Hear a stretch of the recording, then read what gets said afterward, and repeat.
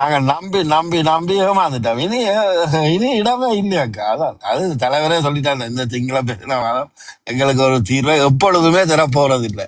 அவங்க இல்ல அந்த விஷயத்துல எல்லாம் இந்தியாவ இன்னும் நாங்கள் ஒரு மனுஷன் என்று மதிச்சு ஒரு நேரத்தை மினக்கட்டு கதைக்கிறோமல்ல, எங்களுக்கு செட்டுப்பால் அடிக்குங்கள் கேட்டுக்கொண்டு நிற்கிற சனங்கள். என்னடா அவங்கள போய் இடக்கமண்டதில் ஒரு கொஞ்சம் கூட காட்ட இல்லை. இன்னுமே இந்த பாருங்களேன், அமெரிக்கன் ஏதோ ஒரு கட்டத்துக்கு அதில் வந்தாவது பார்க்க வந்தான். எங்கே பார்ப்போம் இந்தியா ஒரு சொல்லட்டு பார்ப்போம். நாங்கள் வெண்மையாக இது ஒருக்கா கண்டிக்கிறோம், இல்லை இது ஒருக்கா கேட்குறோம். அதுக்குரிய பதிலை தாருங்க, மக்களுக்கு கொடுத்தே ஆகணும். என்ன மனுஷன் நீங்கள், பக்கத்து வீட்டில் இருக்கிறீங்களே. ஆ, இங்கெல்லாம் பக்கத்து வீட்டில் சொல்கிற ஆக்களை தான் அவன் எடுத்துக்கொண்டு போவான். ஒரு வீட்டை அடிபட்டு சத்தம் கேட்டால் உடனே பக்கத்து வீட்டுக்காரர்கிட்ட தான் அவன் வந்து விளங்குறது.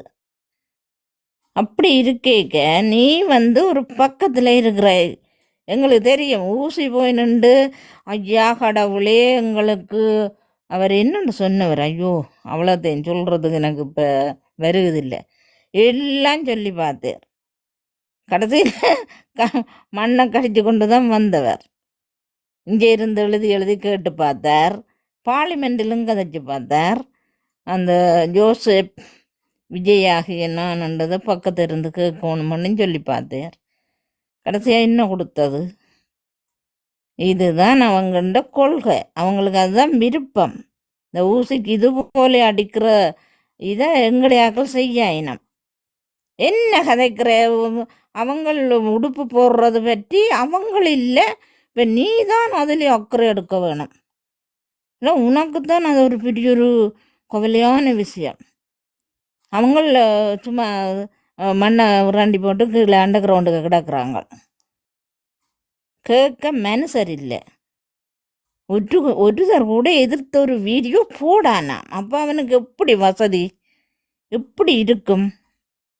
இந்த எழுதி வையுங்க ஐயா, நாங்கள் இறங்குறேன் உலகம் சொல்லத்தான் வந்தேன். நான் இனியும் அனுரா கொடுக்க போகுது, எடுக்க போகுது, அவங்கள எல்லாருக்கும் முடிவு கொடுக்க போகுதுன்னு சொல்லியாரன் வந்துச்சு நம்மண்டா. நான் ஏறி தம்பி இந்த கதைக்கோ இப்போ நீ நேரம் எடுத்து வந்த, நீ போய் சாப்பிட்டுட்டு நெத்திர கொள்ளையான்னு சொல்லுவேன். இறங்குறேன்னா தேங்க்யூ எடுத்ததுக்கு எஸ்பி. நன்றி நன்றி. இல்லை அதோட உங்களுக்கு தெரியும் என்னன்றதுன்னா, முதலமைச்சர் வேட்பாளராக ஒருத்தர் இருக்கிறார். அவர் பாருங்க, நீங்க அந்த ஜேர்மன்ல இருக்கிறவர் ஆர்.ஆர். நாகர், மற்ற இன்னும் ஒருத்தர் இருக்கிறார் யாரோ ராஜேந்திரன் சொல்லி, இவர்கள் தான் அந்த அவங்கள்ட்ட என்பிபின்ற பாலுகளோட மாதிரி முக்கிய கொண்டு தெரியும் இந்த ரெண்டு பேர். ஸோ இவர் மூலமா தான் இவர் அனுப்பப்பட்டிருக்கிறார் கூட. இவர் வந்து ஜேர்மனில இருந்து 89ஆம் ஆண்டு போனவர் வந்து 89ஆம் ஆண்டுக்கு பிறகு வந்து எங்கட மக்கள் இருக்கணுமோ இல்லையோன்றது கூட அவர் கதை கேட்கல. ஆனால் இப்போதான் எங்கட மக்களுக்கு ஒரு விடிவு வரணும்னா தான் ஒரு முதலமைச்சர் ஆகணுமா, தான் தீர்வு ரோடு போட போறான், தீர்வு எடுத்து கொடுக்க போறான். என்ன தீர்வு எடுத்து கொடுக்க போறேன்? வணக்கம் எஸ்பி அண்ணா. வணக்கம் வணக்கம். என்னண்டா நேற்று எதுவும் டெக்னிக்கல் இஷ்யூவா? ஏனண்டா நான் ரெக்வெஸ்ட் கொடுத்து கொண்டே இருந்தேன்னா எடுக்கவே இல்லை, மேல வர இல்லை. அதுல மோடிடேட்டரா நான் நினைக்கிறேன், அதுல பேர் ஆடுறேன்னு தெரியல. அவர்கிட்ட நான் ரெக்வெஸ்ட் பண்ணி பார்த்தேன்னா அவர் வேறாக்கள் எல்லாம் ஏற்றி கொண்டு இருந்தார், மற்ற எங்களை எடுக்கல. அதை பற்றி பேசினேன். நீங்கள் இதுல பிரைவேட்ல இருந்தால் எடுக்கலாம், வேற நான் மட்டும் தான் எடுக்கலாம். அது அந்த போனை தான் நீ வீட்டை விட்டுட்டு போட்டேன். நான் அந்த போனை கொண்டு போவேன், பிரச்சனை இல்லைன்னா இல்ல. கதைச்சிட்டு போன ஈட்டாக்கா நிறைய விஷயங்களை சொல்லி இருந்தா உண்மையாவ ஒரு வீர பண்ணு தான் நான் சொல்லுவேன். உண்மையாவே துணிவா கதைச்சிட்டு போறா, நிறைய விஷயங்கள் வாழ்த்துக்களமா வந்து நிறைய விஷயங்களை நல்ல தெளிவூட்டலா வடிவா கதைச்சிட்டு போறீங்க. உண்மையா சந்தோஷம். நீங்க அதுக்கிடையில இறங்கிட்டீங்க. நான் நீங்க நிற்கும் போது உங்களுக்கு வந்து ஒரு வாழ்த்து சொல்லணும் அப்படின்னுட்டு. இதுல புலோலி அண்ணானும் இதுல இல்ல, இப்ப கீழே நிக்கிறாரோ தெரியல. அவர்கிட்ட ஆலோசனைகளும் அப்போதை போய் கொண்டிருக்கும் போது நான் நிறைய கேட்டுக்கொண்டிருந்தேன்னா உண்மையாவே நீங்கள் எல்லாருக்கும் தெரியுதா நீங்களே விளங்கல. இல்ல புலோலியை நான் எழுதினதுக்கு தான் நான் பதில் சொல்றேன். நீங்க கதை உண்மையாவே இந்த எஸ்பிஎன் தளத்தை கட்டி எல்லாரும் நிறைய விஷயங்களை தூக்கி கொண்டு போறது உண்மையாவே பெரிய ஒரு விஷயம்னா சந்தோஷம். வாழ்த்துக்கள், தொடர்ந்து பயணிங்க. ஆதவன் அண்ணா எப்படி இருக்கிறீங்க? நடராச அண்ணா எல்லாரும் எப்படி இருக்கிறீங்க? எல்லாரும் சுகம் தானே? எல்லாரும் சுகம். Right. நீங்கள் ஓகேயா? ஓம் ஓம் ஓம் நல்லா இருக்கேன். தொடர்ந்து கொண்டு போங்கண்ணா, தலைப்புகளை கொண்டு போங்க. நான் அதான் சொல்லுவோம், வந்தேன் உண்மையா ஈட்டாக்கா வந்து ஒரு வீர பெண்மணியா இந்த எஸ்பி உண்மையில தளத்துல உண்மை, துணிவா வந்து கதைப்பா. உண்மையா நல்ல நல்ல விஷயங்கள், உண்மையா அருமையான கருத்துக்கள். வாழ்த்துக்கள் அக்கா. ம் சரி அண்ணா, நன்றி. அப்படி நீங்கள் அறியலையா நிலாந்தனன்? இப்ப ஜேர்மன்ல இருந்து எல்லாம் இப்ப முதலமைச்சர் வேட்பாளரா குறிக்க போயினோம்னு சொல்லி எல்லாம் போய் வாங்கினோம். அதை பற்றி கருத்துல சொல்லுங்க. இல்ல என்னன்னு சொல்லி சொன்னா ஆறு எஸ்பின்னா இந்த இலங்கை அரசியல்ல முதலமைச்சரா இருக்கலாம் அல்லது பாராளுமன்றமா இருக்கலாம், ஏன் அமைச்சரா இருக்கலாம். இது ஒரு எந்த ஒரு பக்கமா இருந்தாலும் சரி, ஆறு எஸ்பின்னா இது ஒரு நீண்ட தூரம் ஒரு என்ன சொல்றது, அரபு நாடுகள் மாதிரி மன்னராட்சி மாதிரி தொடர்ச்சியா இருக்கலாது. குறிப்பிட்ட ஒரு வருஷத்துக்கு இடையில 5 வருஷத்துக்கு இடையில அவங்களோட பதவிக்காலம் முடியும். இப்படி இருக்கும்போது என்னத்துக்காக இவங்க இந்த தூரம் இந்த முதலமைச்சர் பதவிக்கு இவ்வளவு தூரம் அடிபட்டு கொண்டு நிக்கிறாங்கன்றதுக்கு பின்னுக்கு ஒரு காரணம் என்னன்னு சொல்லி எனக்கு என்ன உண்மையா தெரியல. அப்படி இருக்கும்போது அண்ணா உண்மையாவே இப்படித்தானே, இப்ப நாங்க ஒரு நல்ல ஆக்களை யோசிச்சு தெரிஞ்சு எடுக்கணும்னு சொல்ற அளவுக்கு இப்ப கேட்கிறாக்கள் யாரும் இல்லை அந்த அளவு தூரம். பாப்போம் என்ன மாதிரி என்ன ஃபைனலா என்ன வருது பரப்போகுதுன்னு சொல்லி, யாரு கேட்க போறாங்கன்னு சொல்லி யாருக்கா ஒரு ஆளுக்காக எப்படியாவது வாக்களிக்கிறதுக்கு நாங்க அனுசரணை கொடுக்கத்தானே என்ன வேணும். பாப்போம் யாரு வாரான்னு சொல்லி. நம்ம ஒரு தரம் அறிவிக்கல இல்ல இது அறிவிக்கையில அப்பால் வந்து இது இந்த மாகாண சபை நடக்கத்தான் போகுது. என்னன்னு சொன்னா இது வந்து நடக்காடிக்கு இப்படியான ஆட்களை வந்து இவங்க இறக்குமதி செய்ய மாட்டாங்க. இது இறக்குமதி செய்யறது வந்து மாகாண சபை தேர்தல் நடக்கும், நடக்கும். அது மாற்று கருத்து நடக்கும், அது நடக்கும். மாகாண சபை தேர்தல் நடக்கும். ஆனா என்னன்னு சொல்லி சொன்னா கொஞ்சம் தாமதமா போயிட்டுது. இவங்க தொடக்கத்திலே வச்சிருந்திருக்கணும், ஆனா தாமதமா போயிட்டு ஆனா கட்டாயம் வைப்பாங்க. ஆனா அதுல தானே தெரியும் எந்த தூரம் ஆருக்கு இப்ப வாயால புலாசி தலைநாக்களுக்கெல்லாம் எந்த தூரம் மக்கள் ஆணை இருக்க போதுன்றதை பார்க்கலாம், நாங்களும் பார்க்கலாம். விளங்குதானா? அதுதான் இப்ப என்ன எப்படித்தானே என்ன யூடியூப் சேனலும் பேஸ்புக்லயும் செய்து கொண்டிருக்கிற அரசியல் இல்ல மக்கள்ற மனநிலை. விளங்குதா? மக்கள்ற அன்றாட மக்கள்ற மனநிலை ஆர்எஸ்பி என்ன எப்படி இருக்குண்டா, நீங்க போய் நின்று பார்க்க வேணும். இந்த மக்கள் படுற துன்பங்கள், அவலங்கள், கஷ்டங்கள், கண்ணீர்கள் எல்லாம் வந்தோன்னா அது சொல்ல வார்த்தை இல்லை. என்னண்டா நான் அந்த ஒரு இதுக்குள்ள பயணிச்சதால மனித அன்றாடமா உண்மையானா நாங்கள் ஏதோ ஒரு வழியில் இன்றைக்கு நாங்கள் கடவுளுக்கு நன்றி சொல்லணும். வெளிநாடுகளில் இருக்கிறோம், ஏதோ ஒரு பக்கத்தில் எங்களுக்கு கஷ்டப்பட்டாலும்னா பொருளாதார ரீதியில் நாங்கள் ஏதோ ஓரளவு நல்லா இருக்கிறோம். ஆனால் இலங்கையில் கஷ்டத்துக்கு மேலே பொருளாதார பிரச்சனையில் குடும்ப பிரச்சனைகள் எவ்வளோ பிரச்சனைகளை தாண்டி இன்றைக்கும் எங்களோட உறவுகள் பயணிச்சு கொண்டிருக்குன்னு சொல்லி சொன்னால் உண்மையாக அவங்களோட லைஃப் வந்து அவங்களோட வாழ்க்கை வந்து மாறணுமென்றது தான் என்ற ஒரே அவால் அண்ணா ஆசையும். அதுக்கு ஏற்ற எங்களோட தலைமைகளும் சிந்திச்சு ஒரு நல்ல ஒருத்தர் வந்தால் அவங்களோட வாழ்க்கையை மாற்றி அமைக்கக்கூடிய வசதியை கொண்டு வரக்கூடிய ஆளை தான் நாங்கள் செலக்ட் பண்ணணும். காரணம் என்னென்னா உண்மையாக அந்த ஆட்சியை கைப்பற்றிட்டு எங்களுக்கு இருக்கிற அதிகாரத்தை வந்து நாங்கள் துஷ்பிரயோகமாக பயன்படுத்தாம நல்ல ஒரு விஷயத்துக்காக பயணிக்க வேண்டும். அதான் முக்கியமான கருத்து. சரி எஸ்பி, நான் தொடர்ந்து கதைங்க. நான் உங்களுக்கு பிறகு வாரேன், நான் ஃப்ரீயா இருக்கிற நேரம். நன்றி நன்றி நிலாந்தன் நில்லுங்க முதலமைச்சரா, நாங்கள் எல்லாம் உங்களுக்கு நடராசன் ஏன் அண்ணன் நீங்க வாங்கல என்ன, உங்களுக்கு பின்னுக்கு நாங்க நிக்கிறோம் என்ன. நன்றி நடராசன், இந்த அன்பொண்டே போதும். முதலமைச்சர் தேவையில்லை, மக்களுக்கான சேவை செய்யக்கூடிய ஒரு சேவை நாயகன் தான் எங்களுக்கு தேவை.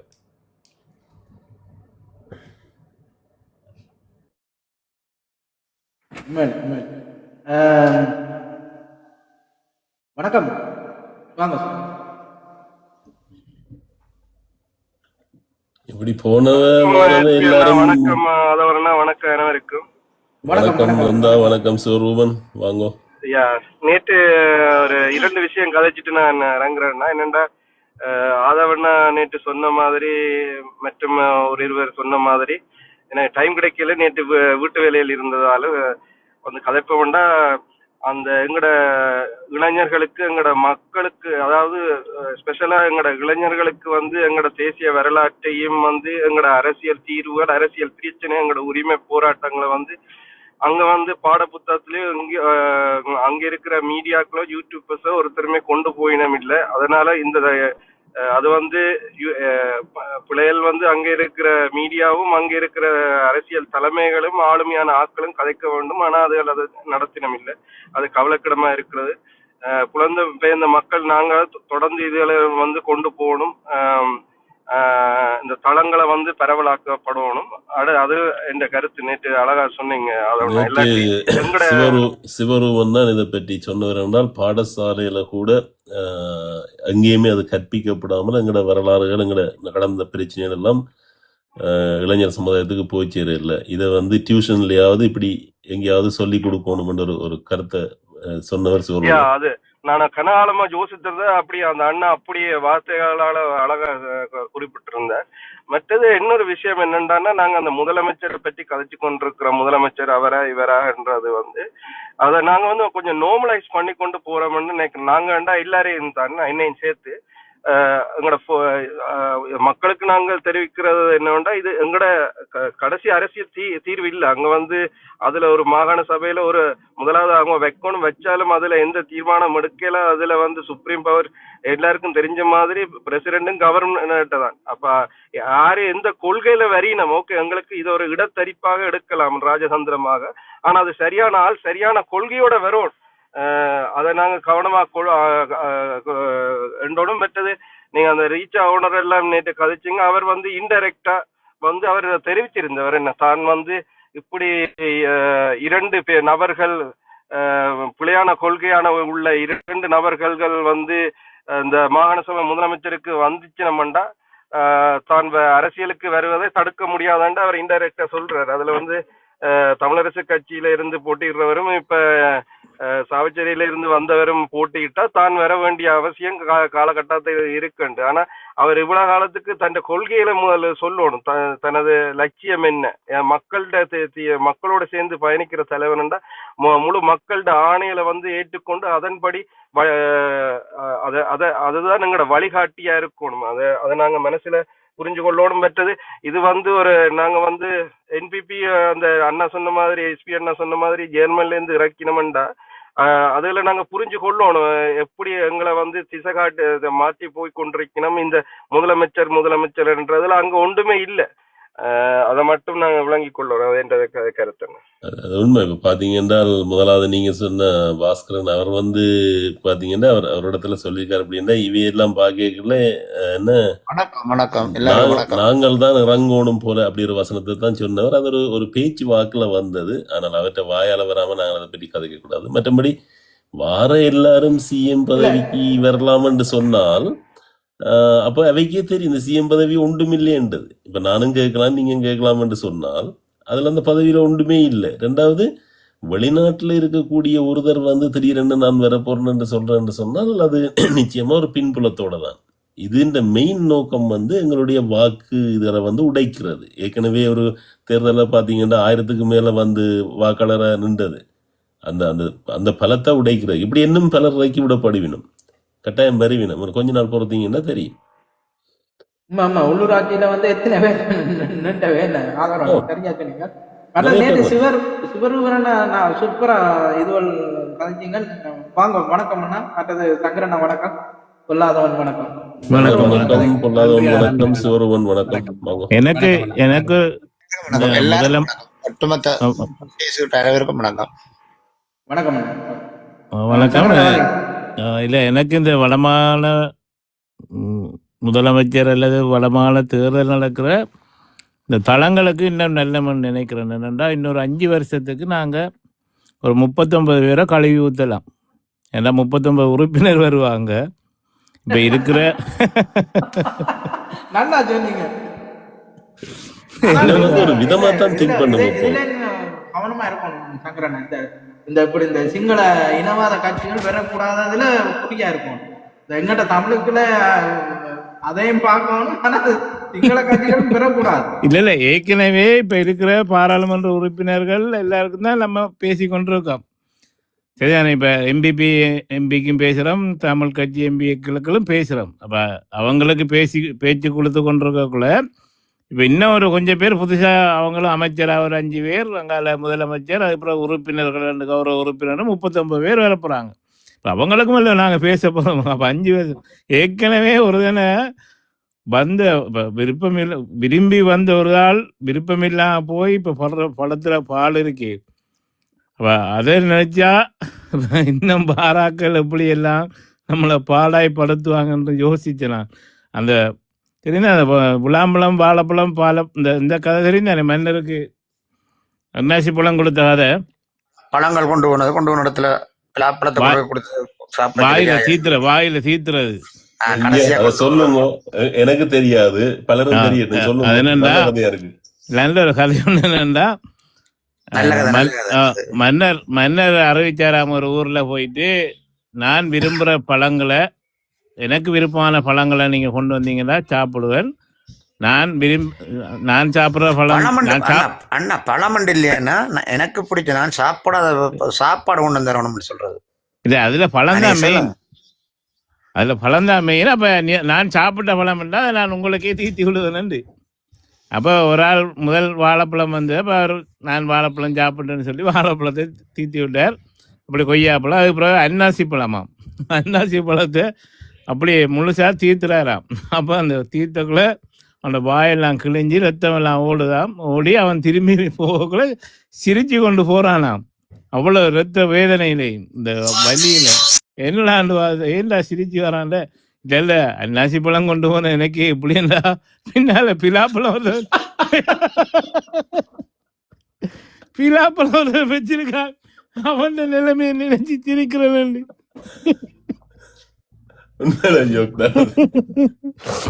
அதே மாதிரிதான் எனக்கு ஒரு சிரிப்பு வந்தது. இப்ப ஒரு ஆளை போட்டு இவ்வளவு இது பாடு வளர்த்துறோம். இப்ப இன்னும் 39 என்ன பாடு வளர்த்த போறாங்களோ எரியாண்டு. தளங்கள் வாழும். அதுதான் தளங்களுக்கு நல்ல ஒரு கண்டன் கிடைக்கும் கலைக்கிறதுக்கு.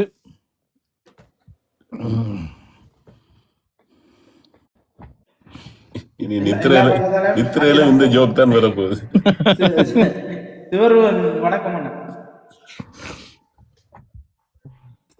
நான் ஒரு விஷயத்த சொல்லி போட்டு ஒரு விஷயத்த நான் இங்க மேற்கோள் குறி ஆடி போட்டு நான் இறங்கலாம்னு நினைக்கிறேன். நான் நீண்ட காலமா இந்த தளத்துல ஒரு விஷயத்த அவதானிச்சு கொண்டிருக்கிறேன். என்ன விடயம் என்றால், புலம்பெயர் தேசத்துல இருக்கிற நாங்கள் பொருளாதார ரீதியில வலுவா இருக்கிறோம் என்ற ஒரு தொனிப்பொருள். இங்க அப்படியான தன்மையில இங்க ஒரு தடமை இல்லை. அதாவது உழைக்காமல் அந்த பொருளாதாரத்தை கட்டியமைக்கல. எல்லாருமே இரவு பகலா உழைச்சுதான் அந்த பொருளாதாரத்தை கட்டியமைக்கிறோம். சோ அப்ப நீங்கள் புலத்திலேயும் அதே மாதிரியான விடயங்களை நாங்கள் ஊக்குவிக்கணும். நாங்கள் இங்க இருந்து காசு அனுப்பி அங்க இருக்கிற மக்களை உழைக்காம அவையில சோம்பரி ஆக்கி போட்டு, நாங்கள் இங்க இருந்து கொண்டு நீங்கள் புலத்துல இருக்கிறாக்கள் பொருளாதார ரீதியில வலுவா இருக்கிறீங்க, தாயத்துல இருக்கிறாக்கள் பொருளாதார ரீதியில வலுவா இல்லை என்ற சொல்ற வார்த்தை பிரயோகம் மிக மிக ஒரு தவறானது. அது எங்களோட சமூகத்தை கட்டியமைக்காது. நாங்கள் இந்த போர்ல இருந்து மீண்டு வரைக்குள்ள எங்களுக்கு யாருமே தண்டையில அந்த மக்கள் தாங்களாவே தான் மீண்டு வந்தவை. அதே இப்ப மீண்ட முடியலைன்னு சொல்லி சொன்னால் இந்த வெளிநாட்டு பணங்கள் போய் அங்க வேலை பண்ணுது. உங்களோட சுய தேவைகளுக்காக அந்த மக்கள்கிட்ட காசை கொடுத்து அதில் நீங்கள் மாத்துறீங்க. கடந்த காலமெல்லாம் அப்படித்தான் இருந்தது. இங்க வெளிநாடுகள்ல தனிப்பட்ட முறையில சண்டைன்னு சொல்லி சொன்னால் ஊர்ல போய்க்கல ஒரு தண்டை காசை கொடுத்து அடுப்பிக்கிறது, வெட்டுறது வரலாறுகள் அப்படித்தான் சொல்லி இருக்குது. கடந்த காலம் எல்லாம் இப்ப இல்ல, கடந்த கால வரலாறுலாம் அப்படித்தான் சொல்லி இருக்குது. இதுகளை நாங்கள்லாம் பலதாக்கி போட்டு நாங்களே சொல்லக்கூடாது நாங்க பொருளாதாரத்துல வலுவா இருக்கிறோம், தாயத்தில் இருக்கிறார்கள் வலுவில்லையாண்டு. அது பிள்ளை. நாங்கள் அந்த கருத்தை மாத்தணும். நாங்கள் கட்டி எழுப்பணும் சொல்லி சொன்னால், நாங்கள் இங்க எப்படி கஷ்டப்படுறோமோ, நாங்கள் எப்படி இந்த எங்கட மக்களுக்கான ஒரு விடிவை கொண்டு வரணும் நினைக்கிறோமோ, சேம் அதே மாதிரி நாங்கள் அந்த மக்களுக்கு பூட்டணும். அதே நாங்கள் அவைக்கு நீங்க சொன்ன நீங்க சொன்ன கருத்து சரி. அப்ப அதுல இன்னொரு விதமாயும் போடணும். அதாவது வெளிநாட்டுல இருக்கிறவர்கள் தான் சாடப்படுகிறார்கள். உங்களுக்கு என்ன, நீங்கள் அங்க வசதியா இருந்து கொண்டு களியாட்டங்களை செய்து கொண்டு இங்கே இதை பற்றி பேசி கொண்டிருக்கிறீங்க, இங்கே நாங்கள் படுற கஷ்டம் எங்களுக்கு தான் தெரியும். அப்போ இது ரெண்டு நீங்கள் சொன்ன வசனம் சரி, ஆனால் இது ரெண்டு பக்கத்தாலும் இருக்குது. ஆனால் உங்களோட ஒரு கருத்து வந்து நான் ஒத்துக்கொள்றேன் என்று சொன்னால், இந்த அதாவது இங்கே இருந்து கொண்டு நாங்கள் மாதம் மாதம் சாப்பாட்டுக்கு அனுப்புறன்றது வந்து ஒரு தவறான செயல். நான் முதல்ல அதை நானும் செய்திருக்கிறேன். ஆனால் பின்னாடியில் நான் அதை உணர்ந்தது வந்து, இப்போ உங்களோட தாய் தந்தையருக்கு நீங்கள் கொடுக்குற அதை தவிர்த்து இளம் வயது உங்களோட சகோதரர்கள் அல்லது ஒரு சமுதாயத்துக்கு இல்லை நேபர்ஸுக்கு நீங்கள் உதவி செய்ய போறீங்கன்னா அது ஒரு ஒரு ஒரு அவையண்ட ஒரு வியாபார நோக்கமான ஏதாவது ஒன்றை வளர்த்தெடுக்கக்கூடிய, அதை கூட நீங்கள் தனிப்பட்டவர்களுக்கு கொடுக்காமல் நீங்கள் ஒன்றை உருவாக்கி அங்கே அவர்களுக்கு வேலை வாய்ப்பு கொடுக்குறதான் ஒரு சிறந்தது. அது எல்லாரால முடியாட்டியும் இந்த கருத்து வந்து அதுதான். அதாவது தனிப்பட்ட முறையில் நீங்கள் ஒரு தம்பிக்கோ அண்ணனுக்கோ சாப்பாடு போட்டு கொண்டிருந்தால் அவர்களுடைய எதிர்காலத்தை அவர்கள் தாங்கள் நிர்ணயிக்க முடியாமல் தொடர்ந்து தங்களுடைய பிள்ளைகளையும் வளர்க்க முடியாமலான சிச்சுவேஷன் வரும். அது வந்து 100% உண்மை. இது நடந்து கொண்டும் இருக்கு. இது திருத்தப்படணும். நாங்கள் பாவம் அண்ணன் தம்பி என்று சொல்லி கொடுக்கறது நானும் செய்திருக்கிறேன், எல்லாரும் செய்திருக்கிறோம், நாங்கள் தரம் என்று சொல்ல வர இல்லை. ஆனால் அந்த கருத்து வந்து உங்களுடைய கருத்து வந்து அது நிஜம். அது வந்து மாற்றப்படணும். பொருளாதாரம் வளரணும். காசு அனுப்புறதால பொருளாதாரம் வளராது. அந்த அந்த செயல்பாடுகளை வந்து தொழில்துறையை வந்து கட்டி எழுப்பணும். தொடர்ந்து கதைங்க சூரவன். இல்லை இதில் நீங்கள் சூரவன் நீங்கள் சொன்ன மாதிரி இப்போ நான் ஒரு இன்டர்வியூ பார்த்தேன். என்ன கிளிநொச்சியில இருந்து நாங்கள் இப்போ இந்த முள்ளிவாய்க்கால் இதுகளுக்களால் ஓடி கடைசி மட்டும் போனாங்கள். வெறும் கையோட தான் போய் பிறகு ஒரு ஷாப்பிங் பேக்கோட திருப்பி வந்த நாங்கள். அந்த அத்தான் நான் சொல்கிறேன், இன்றைக்கு அதே மாதிரி தான் எப்படி தான் கிளிநொச்சியில பிசினஸ் செய்தாலும் அதை விட இப்போ டபுள் மடங்கா நான் இப்போ திரும்ப முன்னேறி அந்த இதுக்கு வந்து கொண்டிருக்கிறேன். அப்படியான ஆக்கள் எல்லாம் இருக்கிறேன் அங்கே. இப்போ ஒரு சில நபர்கிட்ட இதை வச்சுக்கொண்டு நாங்கள் எல்லாத்தையும் அப்படி இணைக்கக்கூடாது. ஒரு விளங்கு இப்போ யோசிச்சு பாருங்க, இப்போ எத்தனை அந்த பிசினஸ் செய்த ஆக்கள் இருக்கணும், கிளிநொச்சியில இருக்கணும், மற்றது எல்லா இடங்கள்லையும் எல்லா இடங்கள்லையும் வடக்குல வந்து பெரும்பாலான இடங்கள்ல கடைசி காலங்கள்ல எல்லாத்தையும் இழந்துதான் போன மக்கள் திரும்பி வந்து அவர்கள் தங்களோட சொந்த கால முன்னுக்கு வந்த ஆக்கள் இருக்கு. நம்ம அது நிறைய பேர் இருக்கிறாங்களே, என்னண்டா உழைத்து சாப்பிடணும், அங்கேயும் கஷ்டப்பட்டு உழைச்சி 2 வேளை 3 வேளை பார்த்து வாழ்ந்து நல்ல வசதியா இருக்கிற மக்களும் இருக்கிறாங்க. சும்மா ரோட்ல திரிஞ்சும் சும்மா இப்படியும் வாழலாம்னு இருக்கிற கொஞ்சம் குரூப்பும் இருக்குதான். ஆனால் நிறைய பேர் அங்கே சும்மா இருக்கையில் எல்லாரும் உழைப்பும் இதுவுமா இருக்கிற மக்களும் இருக்காங்க. அந்த விவசாயங்கள் செய்கிற மக்களை பார்த்தீங்கன்னா வெள்ளாமல் தோட்டங்கள் செய்கிறார்கள், கடும் கஷ்டப்பட்டு தான் பாடுபட்டு அதை செய்கிறாங்க. என்ன நஷ்டம் என்றாலும் திரும்ப திரும்ப அதில் செய்து முன்னேற்றத்தை காண்றாங்க. நீங்கள் வெளிநாட்டில் இருக்கிறார்கள், அங்கே உள்நாட்டில் இருக்கிறார்கள்ட்டையும் காசு வாங்குற நிலைமையும் இருக்கு.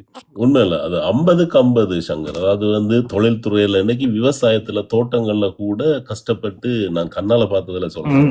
அந்த தங்களோட முயற்சி குடும்பத்தோட நின்று வேலை செய்து தங்களை உயர்த்தி கொண்டிருக்கிற ஆக்களும் இருக்கு. அதே நேரம் அதாவது மற்றவையே என்கரேஜ் பண்ணாமல், இது இப்போ மண்ணெண்ணெய் விலை கூடி போச்சு, இது அண்டு போச்சு, இதெல்லாம் பிரயோசனம் இல்லை. அந்த பிரயோசனம் இல்லைன்ற ஒரு வார்த்தைகள் தளங்கள்ல வரும். தேவையில்லா வேலை பார்க்குறீர்கள், பிரயோசனம் இல்லை அப்படி சொல்லி அதை ஒதுக்குறவரும் இருக்கு. அது 50க்கு 50. ஆனால் முன்னேற்றங்கள் எங்களோட மக்கள்கிட்ட நிறைய நடந்து கொண்டு தான் இருக்கு. அதே நேரம் சிவருமன் சொல்ல வந்தது ஒரு குறிப்பிட்ட பெர்சன்டேஜ். இல்லை சிவருமன் சொல்ல வர்றது என்னன்னா அது சிலவள எப்படி இருக்கலாம். அது இப்போ நான் என்ன சொல்ல இல்லை, வெளிநாட்டில் இருக்கிற ஆட்கள் வந்து தங்களை சகோதரங்கள் மக்களை பிள்ளைகள் மற்ற ஆக்கள் கஷ்டப்படக்கூடாது செய்யட்டும் சொல்லி பார்த்தும் பார்க்காம காசு கொடுக்குற அந்த பழக்கம் இருக்கு. நம்ம வெளிநாட்டு ஆக்கள்கிட்ட மாமா காசு அனுப்புங்க, சித்தப்பா காசு அனுப்புங்கன்னு அனுப்புற ஆக்கள் இருக்காங்க. அவங்க யோசிக்கணும் இந்த காசை அவங்க என்ன செய்யறாங்க, அதை எப்படி அவங்க பயன்படுத்துறாங்க, தொடர்ந்து அனுப்பி கொண்டு அதைத்தான் நம்ம இந்த காசு அனுப்புறாக்கள் தான் யோசிக்கணும். இந்த காசு அங்க என்னத்துக்கு பயன்படுது, அவங்க என்ன செய்யறாங்கன்றது. சும்மா எல்லாரும் காசு இருக்கிறாங்கன்றதுக்காண்டி கொடுத்து கொண்டு இருக்க இயலாது. ஆனா கொடுக்குற காசுக்கு அவங்க ஏதாவது தொழில் வாய்ப்புகளை செய்யறாங்களா, அதுல இருந்து ஏதாவது முன்னேறதுக்கு வழி பார்க்கறாங்களான்றதான் நாங்க பார்க்கணும். அது நாங்கள் வழி நடத்தணும். சில இப்போ எங்களுக்கு தெரிஞ்ச சொந்தங்கள்ல நான் ஒரு உதாரணத்துக்கு ஒரு கதை சொல்றேன். அந்த கேட்டுக்கு வெளியால் இருக்கிற புல்லையெல்லாம் செருக்கி கொளுத்தைக்குள்ள வந்து நான் அந்த வீடியோக்குள்ள பார்த்துட்டு நான் ஏன் கொளுத்துறீங்கன்னு கேட்டேன். அப்போ காணி எப்படி இருக்குன்னு பார்த்தா காணியும் ஃபுல்லாக தான் இருக்கு. நாங்கிட்ட 3/4 ஏக்கர் காணியை வச்சு கொண்டு எல்லாம் ஃபுல்லாக நான் 2-3 மாமரம் நிற்கிது எனக்கு பிடிச்சிடுறீங்க. இந்த புல்லுகளை கொளுத்த வேண்டாம், செருக்கி தாளுங்கன்னு சொல்லி ஒரு குறிப்பிட்ட காலத்தில் பெரிய வீட்டு தோட்டம் எல்லாம் செய்து எனக்கு படம் போட்டார். அதை ஊக்குவிக்கணும், அதை சொல்லி கொடுக்கணும். அவங்க தெரியாத மக்களை நாங்கள் யாருமே இல்லை, ஒரு ஆள் சொல்லுதே இதை நாங்கள் செய்வோம்னு அந்த கருத்துக்களை அவைய கொண்டுருவோம். அந்த செயல்பாடுகளுக்கு பணம் கொடுக்கலாம், ஒரு தோட்டம் செய்யறது பணம் கொடுக்கலாம், ஏதோ ஒரு தொழில்துறையில பணம் கொடுக்கணும். அவர்தான் அவர்கிட்ட கருத்தா தான் நாங்கள் பணத்தை அனுப்பி நாங்கள் அதை பலதாக்கணும்ன்றது உண்மை, அது இருக்கு. 50 அதை விட இன்னும் ஒரு விஷயம் இருக்கு. அது இந்த யூடியூப்காரர்கள் வந்து உதவி செய்யறோம்ன்ற ஒரு இதுல வந்து அவங்கெல்லாம் கொளுத்து கொண்டு போனாங்க பாத்தீங்களா, கொஞ்சம் காலம் பார்த்திருப்பீங்க. அப்ப அது மக்கள்கிட்ட வந்து ஒரு மியூசிக் கொண்ட போடுவாங்க, ஒரு சோகமான மியூசிக் கொண்ட போட்ட உடனே இங்க ஏமாந்து நான் எஸ்பி கணக்கு எல்லாம் 5000 ரூபா தான். இது மட்டக்களப்பில் நடந்தது. வீடியோக்கள் அங்கே உள்ள கஷ்டப்பட்ட ஆக்களை வீடியோ எடுத்து இந்த பிள்ளைகளோட பெண்கள் கணவனை இழந்து நிற்கிற படங்களை எடுத்து போடுறது. அந்த பேர்களெல்லாம் ஃபேமஸான பேர்கள் போடிக்குள்ள எல்லாரும் சின்ன அப்போ நான் ஒரு 5000 ரூபா போட்ட பார்த்தால் அந்த படியன்னு சொல்கிறான், இவ்வளோ தந்ததுன்னு சொல்கிறேன். அப்போ எனக்கு ஒரு வீடியோ வந்துச்சு. வீடியோ வரைக்குள்ள அந்த வீடியோவில் நான் கொடுத்த 5000 கொடுத்த ஒரு வீடியோ, பிறகு மொத்தமாக சேர்ந்தது இவ்வளவுன்றது 2,00,000 சொச்சம் கொடுத்த ஒரு வீடியோ. அதுலேருந்து 5000 கழிக்கப்பட்டிருக்கணுமല്ലോ. அப்போ அந்த வீடியோக்கள் ஆனால் பிறகுதான் அறிஞன் இல்லை அவைக்கு முழு தொகையும் போய் சேருதில்லைன்னு சொல்லி அப்போதான் நான் கொஞ்சம் வலையிட்டு ஆகினது.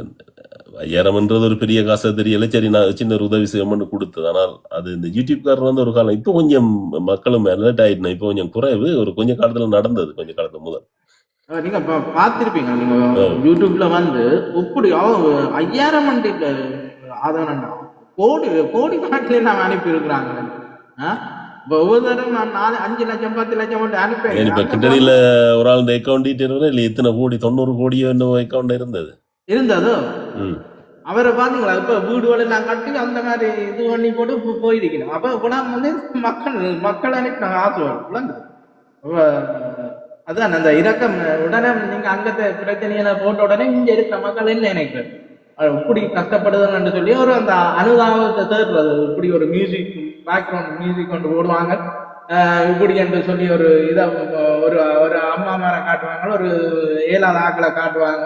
எங்களுக்கும் பார்க்க ஒரு அந்தரமா தான் இருக்கும். எங்கள்கிட்ட சொந்தங்கள் வந்தங்கள்லாம் இப்படி கஷ்டப்படுது. ஒரு வார்த்தை நாங்க சொல்லணும் கட்டாயம், உதவி செய்யுங்கோ, தயவு செய்து செய்யாமல் நிப்பாட்ட வேண்டாம், உதவி செய்யுங்கோ. ஆனா அதை ஆராய்ஞ்சு வடிவா செய்யுங்க. அந்த டீட்டெயில் எடுத்து மிளவைக்கு போய் சேர்ந்ததா எங்க போய் சேருதுன்றதை உங்களோட கையுக்குள்ள எடுத்துக்கொள்ளுங்க. ஒரு ஆள்கிட்ட நீங்கள் எப்பவும் கொடுக்கக்குள்ள, இப்ப நான் ஒரு சர்வீஸ்ல இறங்கி இருக்கிறேன், தெரிஞ்சாக்களெல்லாம் காசு போடினோம். ஒரு கட்டத்துல எனக்கு வந்து நான் எல்லாத்தையும் அங்க கொடுக்க மாட்டேன். அது எங்களுடைய ஒரு மனோபாவம். ஒரு கட்டத்துக்கு மேலே நான் அதில் கொஞ்சத்தை எடுக்கத்தான் பார்ப்பேன். பிறகு கொஞ்சம் எடுத்தோடனே நல்லா இருக்கும், இன்னும் கொஞ்சத்தை கூட எடுப்பேன். இப்படித்தான் ஆரம்பிக்கிறது.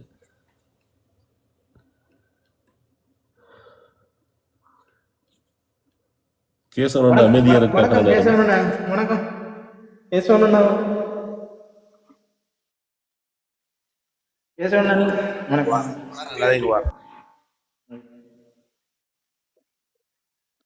இப்படி போகுது.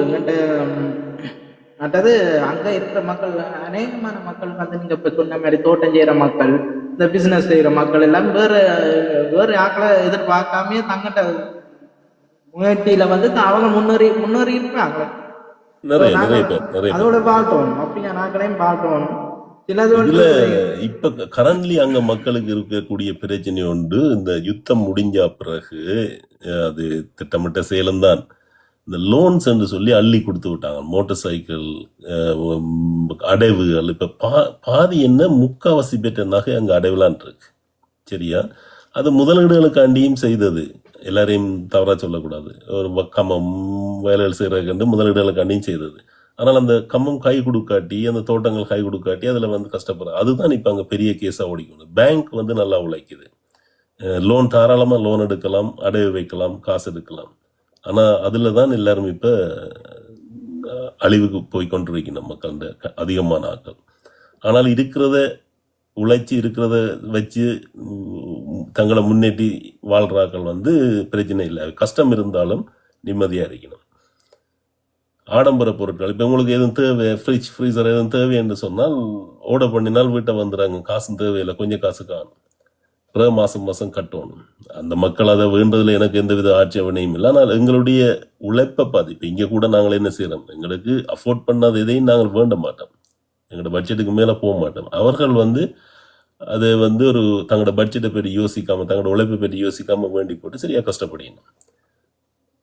அப்போ இந்த பேங்குகள், வட்டி கடைகள் எல்லாம் வந்து ஆக்களை அழிச்சு கொண்டு போய் கொண்டிருக்கு. அது ஒரு பெர்சன்டேஜ் கணக்காக இருக்காங்க.